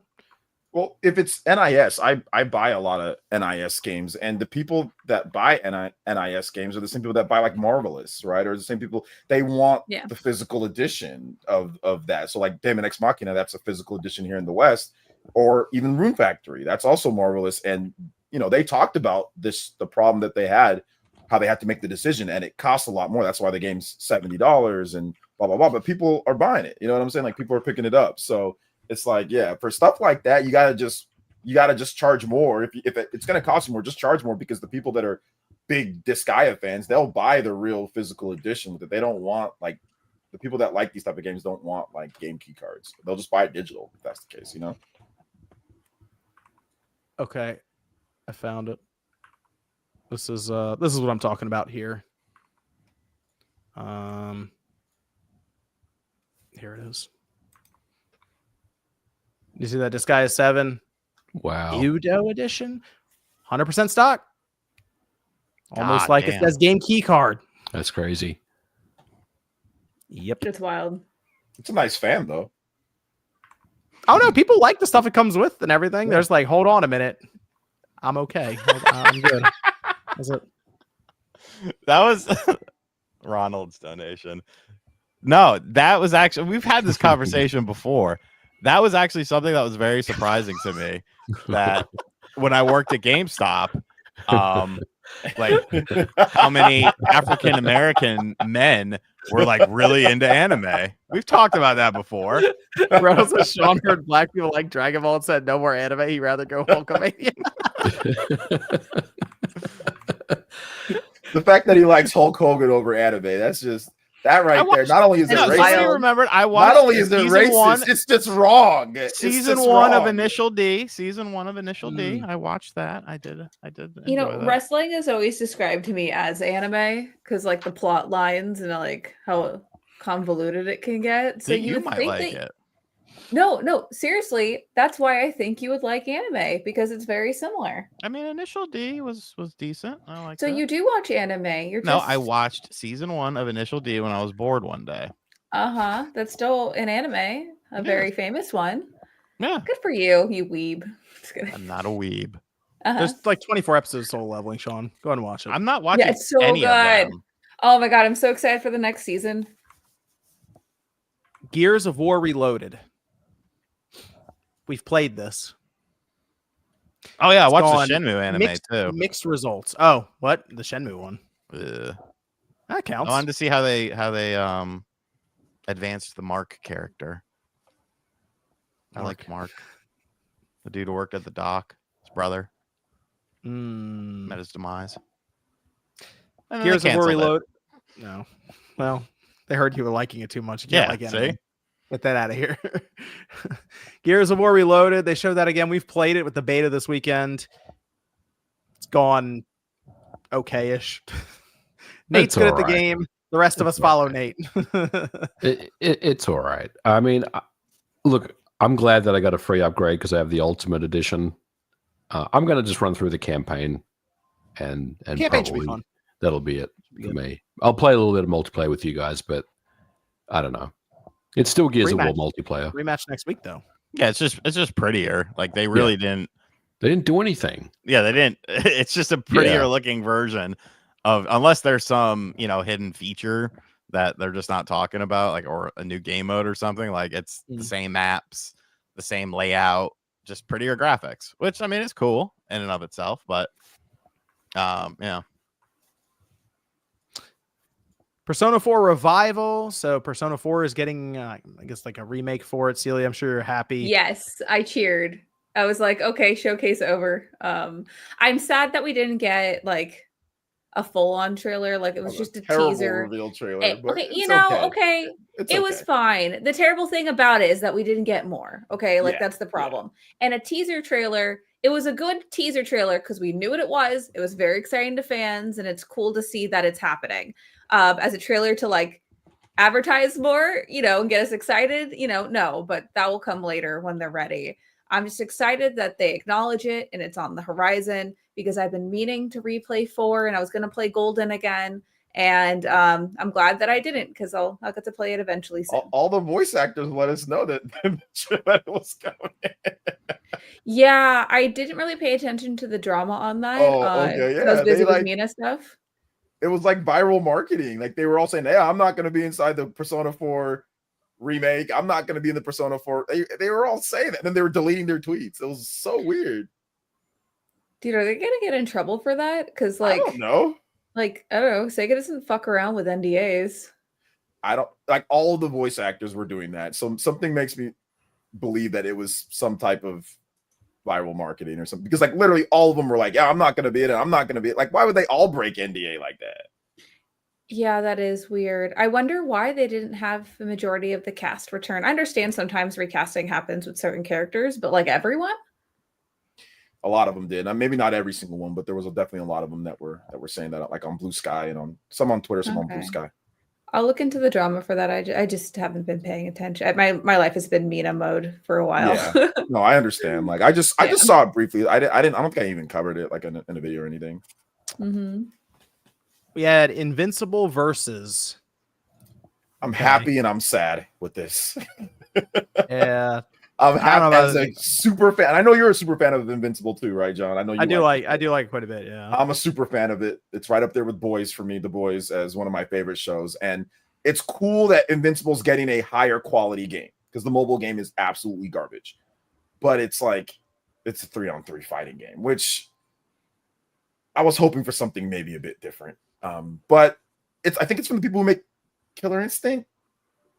They have some people there at the studio. Yeah, it's like a new studio with some of them. It's got that robotic, type of, Killer Instinct punches and kicks, and I'm pretty sure it's going to be awesome. I'm pretty sure it's going to be okay. I just don't know if I wanted a 3-on-3 fighting game for the first super high quality Invincible, game. OJ, you're in touch with the FGC community. What's the vibe in that group? How are they feeling about this? A lot of them don't know what Invincible is. They were way more hyped for the Token game, the Marvel. Oh yeah, 100%. Way more hyped for that. The Spark system works, So a lot of them were kind of just ignoring it. But the ones that I did see, they're just kind of like, oh, it's like Mortal. They were all saying, oh, it's kind of like Mortal Kombat. It was kind of skeptical on that. They were very skeptical on it because it is licensed and because they didn't necessarily understand the developers at first, so yeah. And it looked okay, but it didn't look like it looked weird. Like it looked very mechanical, very stiff to me. I don't know. And even the graphics, like it doesn't fit. Like it kind of fit the show, but then it kind of doesn't fit the show. It kind of reminded me of like Jump Force, how they did like the graphics in that game, how it's like, that doesn't look like the animes, so I think that's kind of what I saw. There were some people excited for it though. FGC, they're like, oh, cool. We get, we have Hunter x Hunter, we have, Token, we have a bunch of cool fighting games coming out, but there was definitely way more skepticism towards that game than I saw with other fighting games recently announced. What did the Melee community think of it, though? That's what I'm interested in. I'll hold my tongue on that one for right now. Terrible timing on this announcement for another fighting game after the Marvel Arc Sys game. Yeah, that's not great timing. Final Fantasy. We have 7 Intergrade that's out this winter, and Final Fantasy 16 is out now on the Xbox Series, so it finally made the jump. I assume Intergrade is just coming out later on this year next to the Switch 2 version. But 16 is on the Xbox. I enjoyed playing through 16. Hopefully it sells on the Xbox. Hopefully. That's kind of my question. It's like, is now the time to be putting those games on an Xbox system where everything is an Xbox and everything that was at this presentation had a PlayStation 5 logo on there? It's also not on Game Pass either, is it? You have to buy it. Yeah, you got to buy it. Yeah. Yeah, they have the regular at 50 and then the complete, I think, at 70. Wow. Interesting decision. Hope it pays off well. Yeah, it's just very, very late to a platform that I don't know how it's going to perform there. So, hey, Square is serious about these multi-platform releases, so we'll see. Although technically now, the system that has the most Final Fantasy games to play is Xbox. Wild. Shesh Paul Nick always winning. It has every mainline Final Fantasy. Yeah. Wait, does it? Even 9? It doesn't have. It has 9. It doesn't have 11. It doesn't have 11. 9's on everything. Yeah, but it doesn't have 11, like the online one. Right. But it has all the normal games plus the Final Fantasy 14. I haven't played 9. That one was my favorite. So. Yeah, 9's great. It's on everything though. You can get 9 on every platform. There's supposed to be a remake coming at some point. So yeah, I've been hoping for a remake for so long. It's coming. It is because listen, the Nvidia leak has almost pretty much never let us down. We just got the Final Fantasy Tactics announcement, which was on that years ago. So with 9 was on there too.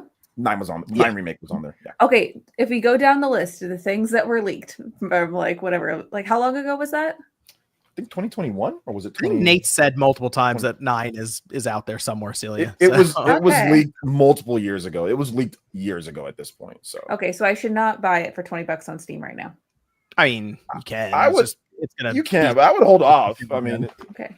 Yeah, I would. There's also a thing called DuckStation that you could use. Yeah. Okay, fair enough. We don't talk about that. We have Double Fine with Keeper. October 17th. I wasn't really sure what this game was when they were showing it. I mean, you're like a lighthouse, I guess, there's a bird. Double Fine definitely is a unique studio, I'll say. I like Psychonauts. I like Psychonauts 2. I don't know what to think of Keeper. No idea. I think it looks cool. I'll give it a go. It's very, very different. Maybe it just was hard to show off there. I'm not sure. Like I feel like it needs a bit more time, like a longer gameplay session or something to explain the mechanics for the game, because otherwise it looked kind of You're just like slowly like wobbling forward as a lighthouse. I don't know. We gotta show more about that game. October 17th though, so it's not that far away. So 4 months away. And then they closed out with surprise, Call of Duty Black Ops 7. That was such a dirty closeout. It was. It is, isn't it? We were trying to figure out what the hell this game was that they were showing us. I thought it was Control. I thought it was Control too. That's what I thought too, because it had like Bureau of. It didn't say Bureau of Control, but it was like Bureau of FBI or something. I was like, wait, is this a Remedy game? This is a Control game or something. They tried to fake everyone out with that. And the thing is, I was writing all this stuff down as I went, and I'm like, there's no Call of Duty here. What's going on? So the closeout's Call of Duty. And they're showing them, this doesn't look like it. Then they do the whole thing where glass breaks, spins around. Black Ops 7. Great. Awesome. So they go Black Ops 6 last year, Black Ops 7 this year. So, okay. It sounds like they're not going to do a lot of marketing for the game either. So take that way you will. I don't know if I'll be playing that one that much. No. I've never been into the future, like Advanced Warfare. I didn't really like that game. But what if it drops on the Switch too? Yeah. Well, if I could beat up on some children, sure, but we'll have to close the borders. Well, we need to do something other than Black Ops next year, please, because that is the thing. It's like you beat this franchise into the ground. I mean, we're on the That's the 7th problem one though. now. Like, where do you go? Like Modern Warfare 5? Like, I feel like they're in a situation where do you take Call of Duty at this point, other than just more Black Ops games? Because that's the other games that sell a lot and keep selling. It is difficult, isn't it? I mean, you got to start. I guess they start looking back to other points in history and trying to come up with something in that time period. I don't know, because people don't like going too far into the future. We've seen that happen. And they don't like going too far into the past anymore. Was it Infinite Warfare? Was that the one in space? I didn't mind that one. Yeah. I mean, that wasn't my favorite Call of Duty game. It was all right. Got crushed. I remember that. But then it got crushed. Still sold more than 20 million copies or something. So it's like, people just buy it. It's like a smoker buying a pack of cigarettes. People just buy Call of Duty. Yep. Yeah. Yeah, basically. Yeah, this is the Madden crowd, whatever. So that's how it works. That was the Xbox showcase. Overall, they did a bunch of games coming up here for the rest of this year. So they loaded up a good chunk of this. Actually, the next couple months, they have a bunch of stuff in October right away. September. Yeah. So Microsoft's pretty loaded for the rest of this year overall. Do need to check out Sony though, because they had their business stuff that they put out. There were like 2 or 3 big points from it that people were talking about. I think you brought up one, Sean, online about their the games they have coming up over the next couple of years. But we did get some stats about the PlayStation 4. I know it's a lot of excitement right now. So the PS4. Let me pull this up here. Boom. There we go. Is now being overrun by the PS5. That's right. The PS5 has taken over. Wow. Almost 5 years in. Well, yeah, now there's enough units. Like, yes. So we got to about 5 years now. The PS4 is technically behind the PS5 in terms of the people signing in. It feels like it took longer than it should have, but also, as you mentioned, Celia, they have to produce enough units to get them out there to overtake the PS4 and get those people just to upgrade. But they say combined 124 million monthly active users between the PS4 and the PS5 right now. I'm so curious if the PS5 didn't have the whole not enough units fiasco with everything that happened during that launch, how it actually would have compared to the Switch 2's launch. Like if in an alternate universe, like would have it performed as well, or would have we had more problems? I don't know. That was such a weird time when those systems came out, because you couldn't go into the store. Yeah. You had to just order online and hope for the best, you know? And we couldn't get it. It was an interesting time. Talk a lot about the money stuff here, where the PS5 per console is bringing in a lot more money, which makes sense. Everything's just more expensive for them right now. Games are more expensive. The system's more expensive than the PS4. The accessories more expensive. So that all to me lines up. But they did show this as well. And this is, you start to see this info and you really you feel for some of these developers, I'll say, that are trying hard to break into the industry, because this top bar that they show here, they split it up between their fiscal years and the stuff that's being sold in the stores. That whole top deep blue bar are all the live service games. It takes up more than half of all the money that comes through the PlayStation Store. So Roblox, Fortnite, Call of Duty, EA or FIFA, NBA 2K, Grand Theft Auto 5, everything there. The other blue bar right below it are all just the games that release and sell a la carte. So everyone's kind of fighting over that smaller bar at all times just to sell a game. Right now, Sony makes more money on subscription services and microtransactions than games sold. That's where we are right now. I have a lot of thoughts and feelings that I should not publicly say. It's like that. Yeah, that was quite interesting to see some of that. I mean, of course, this is all great for their investors who they're speaking with right now. This is great news. They're happy to hear about a lot of this stuff, because this is all stuff they don't have to sell in stores. It's just swipe the credit card from your comfort of your home, give them money. They also mentioned that PlayStation Plus Premium's grown, so people seem happy spending more money on the subscription service rather than less money. And it sounds like, I think that's going up in price too soon. The way that they were talking.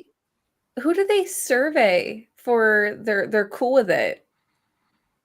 Well, they're just going by the metric of the people are just spending the money on it. Okay, yeah, because they're like saying that they're pleased with that is such like a. Okay, I'll stop interrupting and talking over it. Premium's grown from in the past 3 years 17%, 19%, 22% now. So premium has been taking over more and more as they go. Now, the other part of this, Sean mentioned, they have all their studios here. This is sort of their lineup right now is what they're looking at. So this brings up into question the PlayStation 5 generation immediately. It's when you look at Sony's first party output and the way that they've kind of rolled with live service, that's kind of put them behind the 8 ball a little bit in terms of their cadence. And then you see this, I get why that comes up. So what did you say, Sean? What did I say? All line about the game. Oh, well, no, it was a Herman Hulse quote where it was like they're targeting one big game a year, essentially, or one tentpole game. Yep, tentpole game. Yeah, one tentpole game. So they have Astrobot from 24. Spider-Man 2. Is that a tentpole? So Astrobot, how is Astrobot a tentpole game? Because that was a small game, small budget, smaller, especially compared to those other games. I think that's a great question, because the way they talk about Astrobot is very different from how they talk about some of these other games. Not because they're like, oh, it sold a stupid amount of copies. It's no, it has the prestige that we were looking for. It's almost like it shouldn't have been Game of the Year in 2024. Interesting. Oh, no. What? Man. You do that to Astro. They also, I think the goalposts are different for each of the games listed on here. I don't think it's really going on a certain metric of what they're having. They're just showing the games that are either sold really well, or are highly regarded. One game of the year, or I don't know, upcoming, or that actually came out. Yeah, I think it's a good point by Shinobi. It is missing Ratchet and Clank Rift Apart and Returnal, but Astrobot's in there, which is I saw that. Okay, it has to be just because Astrobot won Game of the Year. Yeah, Astrobot because it reviews really well. That's really it. It just reviews well, so therefore it's going to be there, and it also gives it a little bit of variety, right? You look at all those. They're all a certain type of game. Then Astrobot's like a high quality platformer. That's very different from Gran Turismo and God of War and Ghost and all the other stuff on there. So it's also for that. They actually talked about that more, about having more of a different types of games to get all types of gamers, and they used Astrobot as part of that. So they don't have Saros listed in here either from Housemarque. That's supposed to be next year, and we'll see gameplay in a couple months. So that I was a little surprised they didn't have that listed here at all for upcoming. They just have Intergalactic and Wolverine. So, and Death Stranding 2. Couple weeks, MG. Couple weeks. We're on that. Looking forward to it. Yeah, they're just here. Marathon still coming out. They mentioned that. So it's Fair Games, according to that document. I saw that. Fair Games is coming out. Marathon is coming out. They said there's been quite a bit of engagement for Marathon. A lot of engagement. That's where they left it. Term to use. They did. There's a lot of engagement for Marathon. It's crazy. That's it. That's all they said. That game's gonna, it's gonna be rough. They the other thing I wanted to point out is they did start talking about the PlayStation 6 as well. Thank God. Also elicited a lot of responses online when they started saying that. I saw someone say that the PS5 generation, not my words, this is from Twitter X, very reasonable place. They said that the PS5 generations felt like a long bathroom break in a movie. Generations. Okay. Once you start hearing PS6, and then you see kind of the release cadence from the first parties, and you hear about the cancellations, it's not going to go over well. They say, I think it's from Nishino, says that they can't share further details at the stage. The future of the platform, the PS6, is top of mind. We are committed to exploring a new and enhanced way for players to engage with our content and services. I'm not really sure what they do with the PS6 to make it feel that much different at this point. I am not even close to like wanting a PS6. I'll be honest.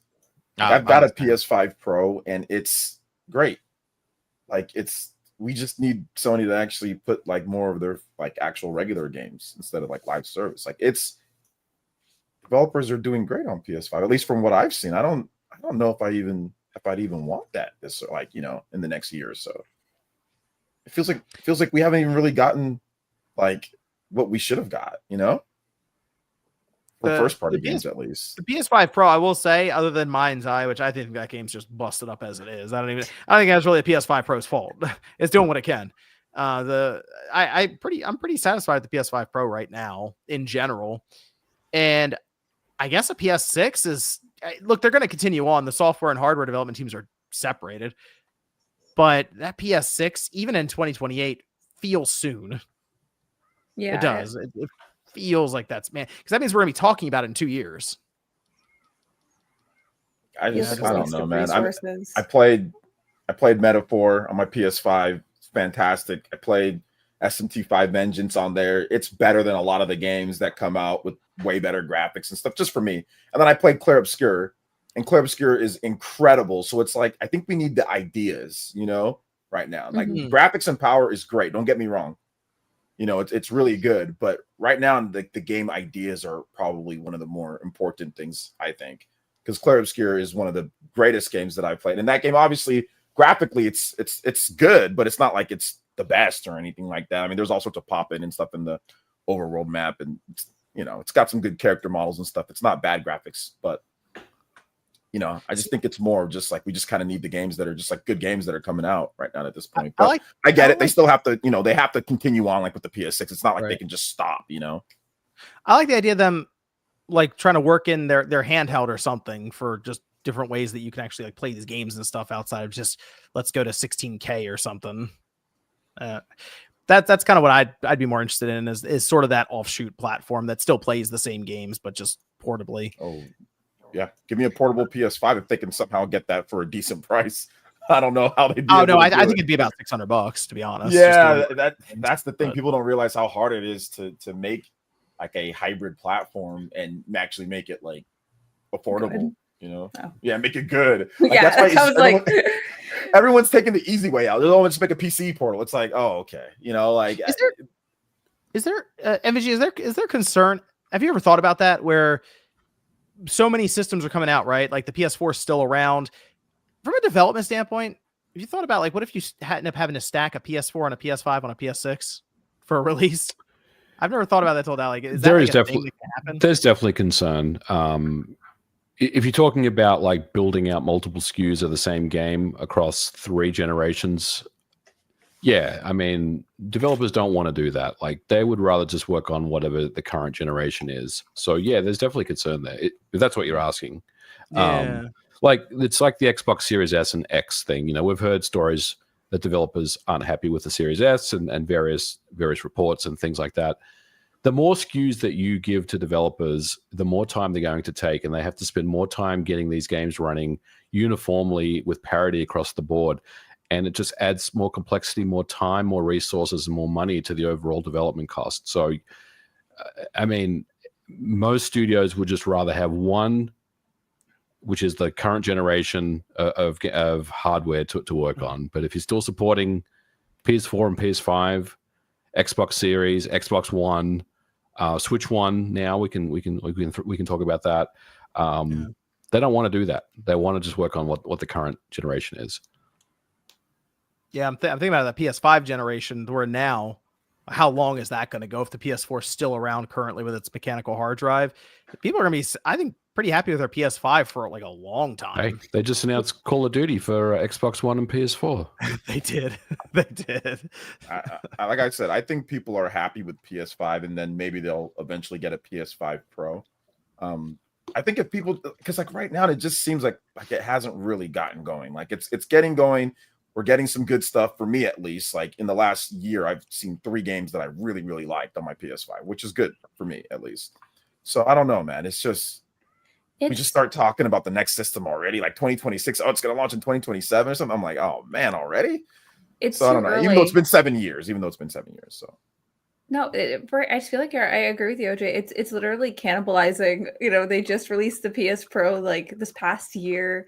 It doesn't feel like this generation is old yet, just even for the fact that they're still like supporting last generation. It's included in their financial reports. It just feels really rushed, like they're killing the chicken to get the egg for this. And like we should have the PS4 long gone, and they're mainly focused on PS5 before we start looking at the next console generation. All it's going to do is make like developers feel uncertain in developing for the current generation of like hardware, because is it going to switch too soon, and then support's going to be weird and we're going to have a weird split launch. Go over to some of these super chats here as we finish up. Let's see. We have Jorge says, why do you think the Switch 1 carts don't go down in price enough? And do you think Nintendo had better options for storage for Switch 2 carts? Switch 1 carts don't go. Okay. My understanding, it's the price. Go right? to No, he's talking about the price of carts. Mm-hmm. Yeah, like the 32 and the 64. Yeah. I don't know. I don't follow that sort of stuff. So the issue, if you think about it, we had was even during the Switch generation, the thought is halfway through, cart sizes will go down in terms of pricing, but halfway through the Switch generation, we ran into supply chain issues, and that would include things like flash memory or storage. I mean, we saw at one point SSDs just for PCs jump like 30-40% because of that.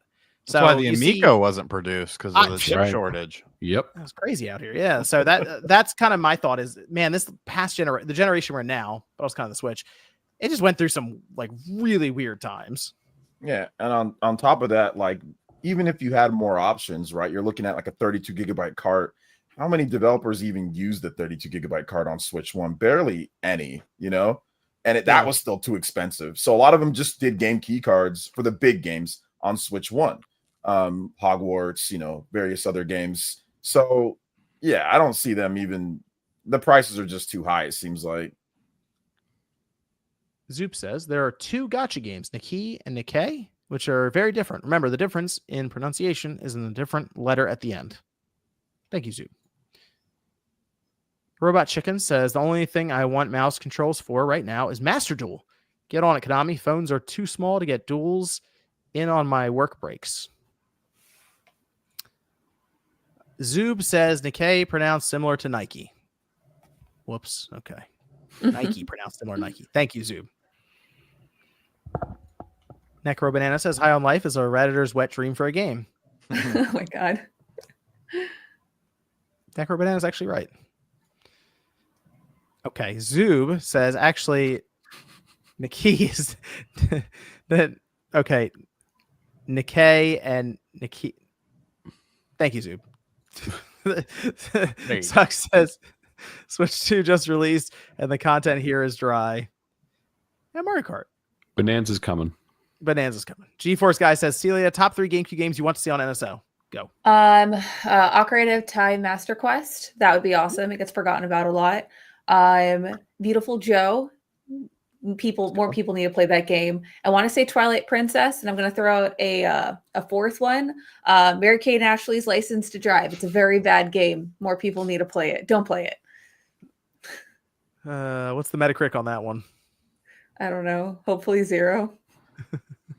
I want to say Metal Gear Solid Twin Snakes, Eternal Darkness, and Buffy the Vampire Slayer. Lit. Ship it. Oh, interesting. Okay, I need Beautiful Joe. That's what I want. I want Beautiful Joe. Beautiful Joe. I said Sega Soccer Slam. Nice. That's a good pick.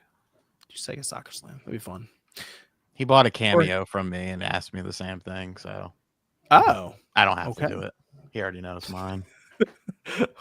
Jorge says, how much Game Freak staff do you think worked on Beast of Reincarnation?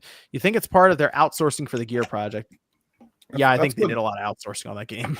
Yeah, I think Joe Merrick said that as well. So he hasn't confirmed it yet, though, but it definitely seems like it wasn't like all of Game Freak. It was just some people. Street Shadow says the Soul Leveling game is a mobile game already. That sounds about right. Is it good? Is it a good mobile game? Since people know. I don't know. That's a good question. I'm not sure. Alpha says, which has more clones, Dark Souls or Stardew Valley? That's a good question. I would say Souls, because Stardew Valley, yeah, there are a lot of farming games. Well, but Stardew Valley copied other Moon. That's no, Souls kind of started with that he created Stardew Valley like to include all the things that he was frustrated Harvest Moon didn't have and other farming games similar to that. So it was a Harvest Moon like initially, and then made its own place in the gaming world. So just wanted to point that out. But Stardew Valley is very good. I have like 100+ hours in that game.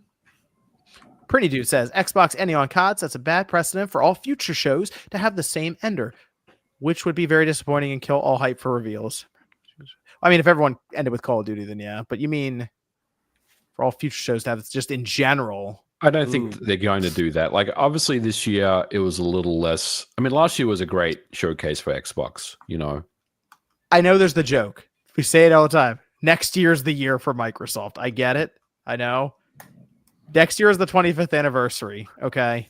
And but wait a minute. Please don't believe anything Phil Spencer says. Like, that's just silly at this point. Last year was a good give me a showcase. Halo game. Last year was a good showcase. They had Doom. They had Gears, E-Day. Infinite hasn't been out for 10 years. 10-year plan for Halo Infinite. Their words, not mine. So do they lie about that, John? They're gonna give the 25th anniversary for the Xbox and for Halo, and they're gonna do that remake of Halo 1, which means, Sean, we can play through the Halo campaign. We've already talked about this on this show. I'm not playing the goddamn Halo campaign. We need a release date for like their Halo remake. Where's campaign. Perfect Dark? Where's Perfect Dark? Where's Fable? We need like the actual release. Yeah. Blinks the cat. Blinks the Time Sweeper. Thank you. They advertised Perfect Dark and Fable. Blinks is great. Fusion Frenzy. Fable got delayed until 2026, but there's a super chat coming up where somebody asked. Perfect Dark. They didn't even show it. Lustrious says, any interest in the ROG Xbox Ally X from anyone? If the price is right. If they mildly. ROG yeah, if I win one, dude, I'll be the biggest ROG fan. Yeah, I'm with Celia there. If I win one, that'd be great. But yeah, come on, Xbox, give us one. Basketball video game. No interest in PC handhelds anymore. Day 7 clean of gambling, giving you guys $2 instead. Hey, basketball video game enjoy. You got this. Keep up what you're doing. You got this, buddy. Timothy says, MVG, have an OLED Switch. I'm aging to keep. How soon do you think I'll be able to jailbreak this thing? Think I'll be able to do a PS3?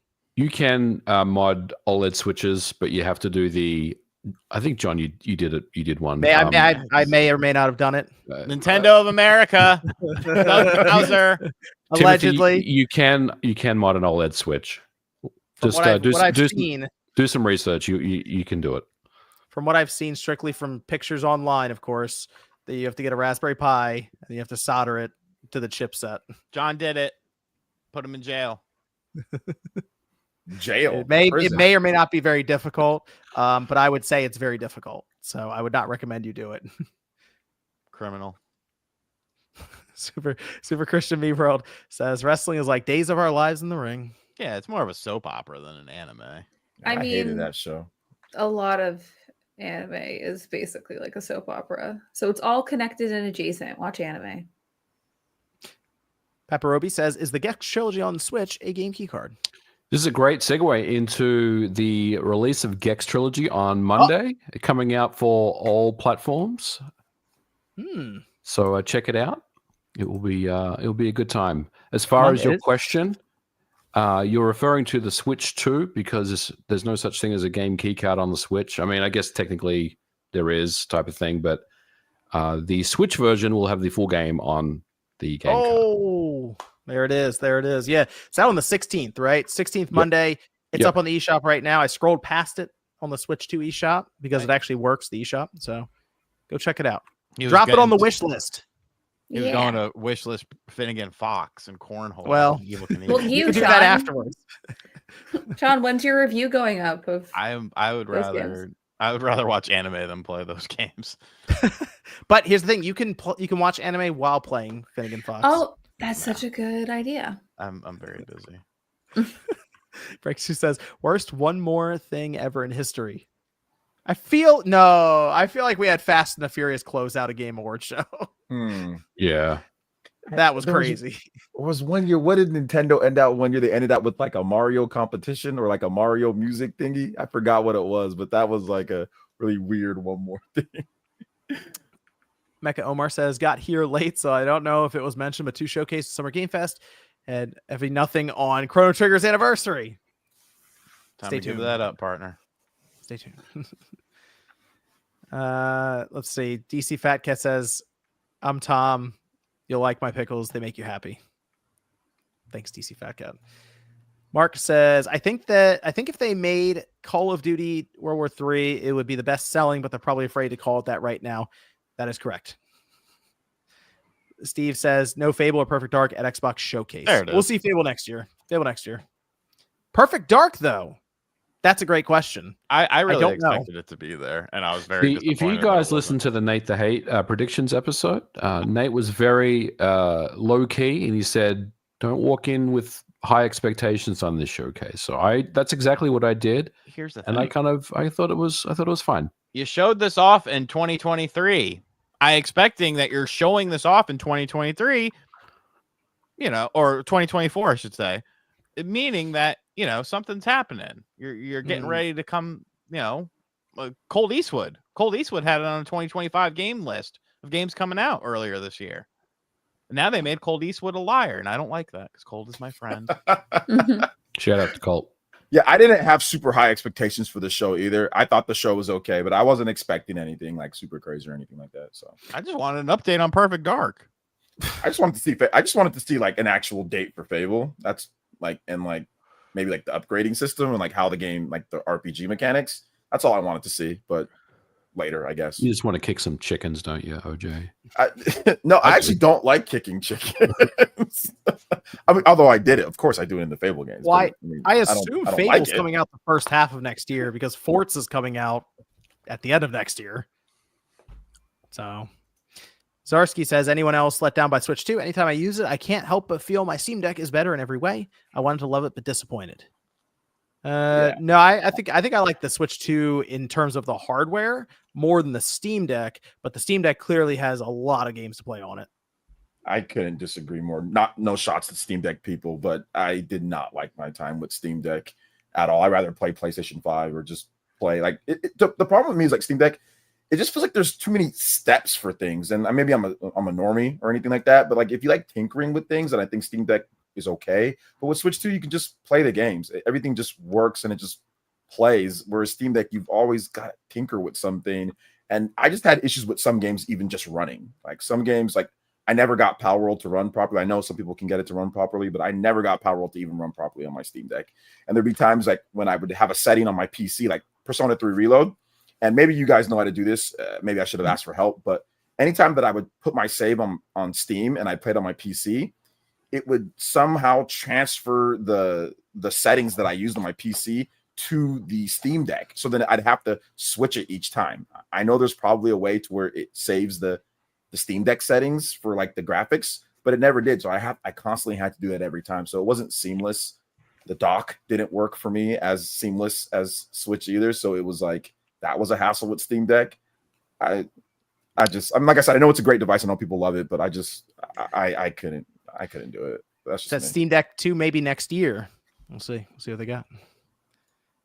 Street Shadow says, do you see info about it? The low power mode option for PS5 game hints towards Sony making a new handheld. Yes, we in the Click R3 episode that went up yesterday, we talked about that. They have a low power mode for PS5 that we think tries to emulate the handheld a bit better in a development environment. Speaking of development environments, MVG, as we close out, can you tell the good people where they can find you and when they can buy Gex again? You can find me on YouTube at Modern Vintage Gamer. I did a follow-up back compat video today where I tested 11 more games. All of them run at 60 FPS. So if you are interested in games that perform better on the Switch 2, keep following my content. I got a lot of great feedback and more people want more content on this. So I'll probably make another one at some point next week. YouTube, Modern Vintage Gamer. Gex Trilogy is out on Monday at gextrilogy.com. It's available on all platforms. And yeah, thanks for having me on. This is from Ashoka. Says, RGT, watch the anime redo of Healer? No, thank you. You will love it. Appreciate Oh, it, gosh, pal. okay. Thank you, Ashoka. Celia's furiously typing right now. So I know what that is. And I was like, interesting. And then I was making sure I knew what that was. Okay, yeah. Joe says, I'm playing Anyways, Pipistrello and the Cursed Yo-Yo. I love it, but feel like it's been buried with the release of Switch 2. Celia, what goes into deciding on a release date from an indie marketing perspective? And if you would like to tell people where they can find you as well, you can go off okay, that. I'll tell how you can find me, and then I'll jump into this comment. I'm on Game and Talk. I do a cool Nintendo focused podcast with Sean, Josie, and Nate. I also have decided to start streaming on there too. I'll be streaming on Friday to celebrate my birthday, and I'll probably play a bunch of retro games. It'll be a good time. You also can follow me on Twitter. I'm Celia B with 3 E's, and on Instagram, I'm Kosher Gamer. It's more of a video game, retro gaming focused kind of posts and stuff in daily life. Anyways. And then lastly, Wishlist Me of the Hollower. The demo is on Steam right now. It's on Steam for about 2 more days, so go check it out. It's such a cool game. The release date is October 31st. Cool.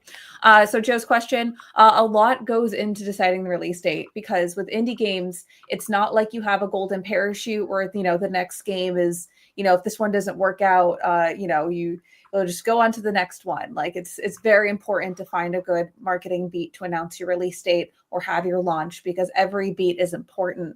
I'm sorry to hear that Pipistrello. I've seen that before. I think it's really cool. I just haven't gotten a chance to play it. It's starting to get a little swallowed with the Switch 2.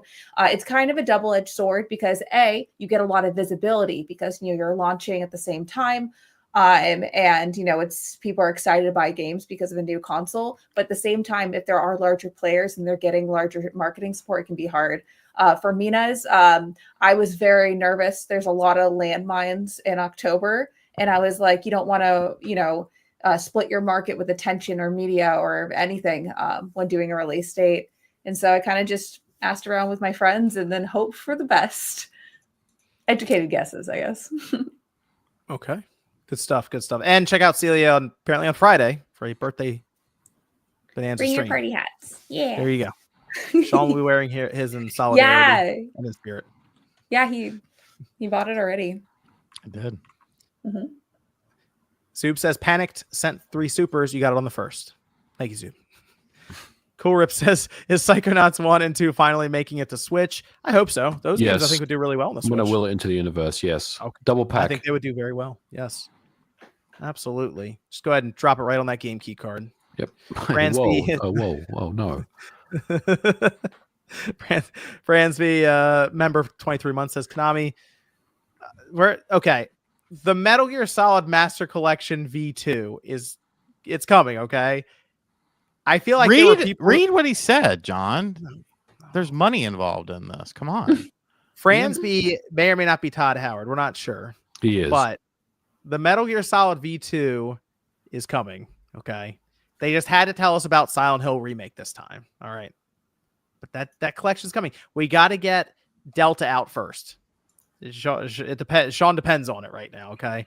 Which Sean, RGT, I recommend Boku no Pico and Bible Black. There you go, Sean. Both are fantastic. Oh my god. Yeah, Sean, you should watch all of those. No, thank you. Did I mispronounce it? No, nothing at all. Nothing at all.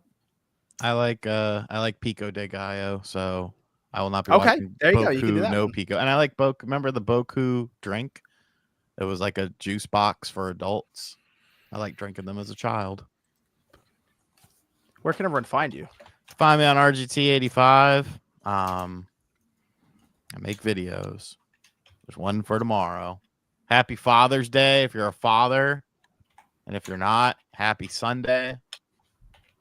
There you go. Well, you can still see your own father on Father's Day, even if you're not a father. Yeah, you could go do that. Saying Switch 1 games now run better on Switch 2. Should AA and Indies just continue to release on Switch 1 cartridges and avoid game key cards altogether? Why use Switch 2 carts? You can't. It's not. You can't do that. Thank you, VG. Taker says Fable wasn't even mentioned, was it? No, that'll be next year. They already told us it's coming out next year. Yeah, they delayed it. Yep. Superman says, Sean, just read Halo of the Flood and you'll be good. Maybe. She's not gonna read. You know what? Back in the day, I read the Resident Evil books. You remember those books that came out? Barely. Jason Morgan says, what's up with the MVG? What's up with a Predator Concrete remastered? The Concrete Jungle? Maybe. Is that? Yeah, the Concrete Jungle was the Xbox game. Oh, was there a remaster that was in development? Is this something that Limited Run's doing? Dude, I have no idea. I have no idea. He's trying to get you on it. If not, yeah. No, I mean, I don't know. The Other Side of Life. Shout out to them. And Anthony says, has anyone tested Astral Chain or No More Heroes 3? No More Heroes 3, 60 frames. Astral Chain, locked to 30. It's 60 frames. Yeah. In combat, right? In combat, yes. Yeah. Fucking John with his misinformation. The overworld is 30-ish, probably. But the combat, yes, is now at 60, which is good. It now feels as smooth as the Xbox Series version. So that's good. But technically, they didn't say a platform here, Sean. Maybe I was playing the PS5 version of No More Heroes 3. I have it. It's right over there.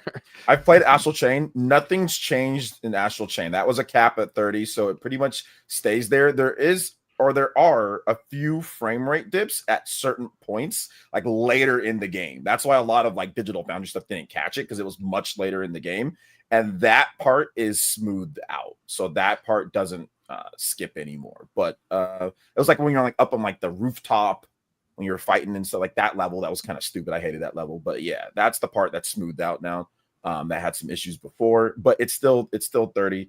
There's really no change in the graphics or anything. It still looks just as good as it did, So yeah. Hopefully Switch 2 edition. You find me playing Astral Chain. No. You find me on YouTube, Player Essence. I've got some cool videos coming up. Rune Factory, if you're looking for a very different type of like action RPG, farming stuff in there. It's pretty cool. So I'll have a video on that soon. Also going to do like a final top 25 like Nintendo Switch 1 games, just kind of round out the generation. So that video will be up probably next week as well. Spent a lot of time on those, so hopefully you guys enjoy it.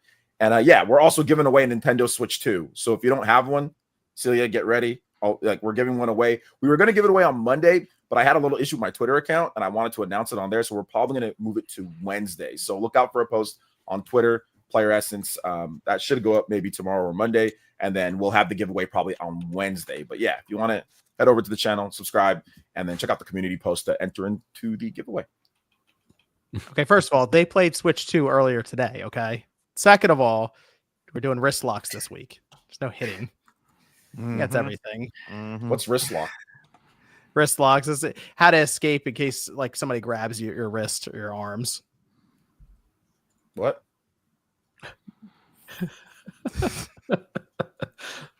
my one kid is into like karate, jiu-jitsu and everything. That's cool. Oh, okay, martial arts. Okay, cool. Yes. So we trained that multiple times a week. It just got weird for a half a second there. That was funny. It's like wrist locks. What are you doing with what's that? That's what this week is. Well, actually, the past 2 weeks. Martial arts, John. Thanks everyone for tuning in.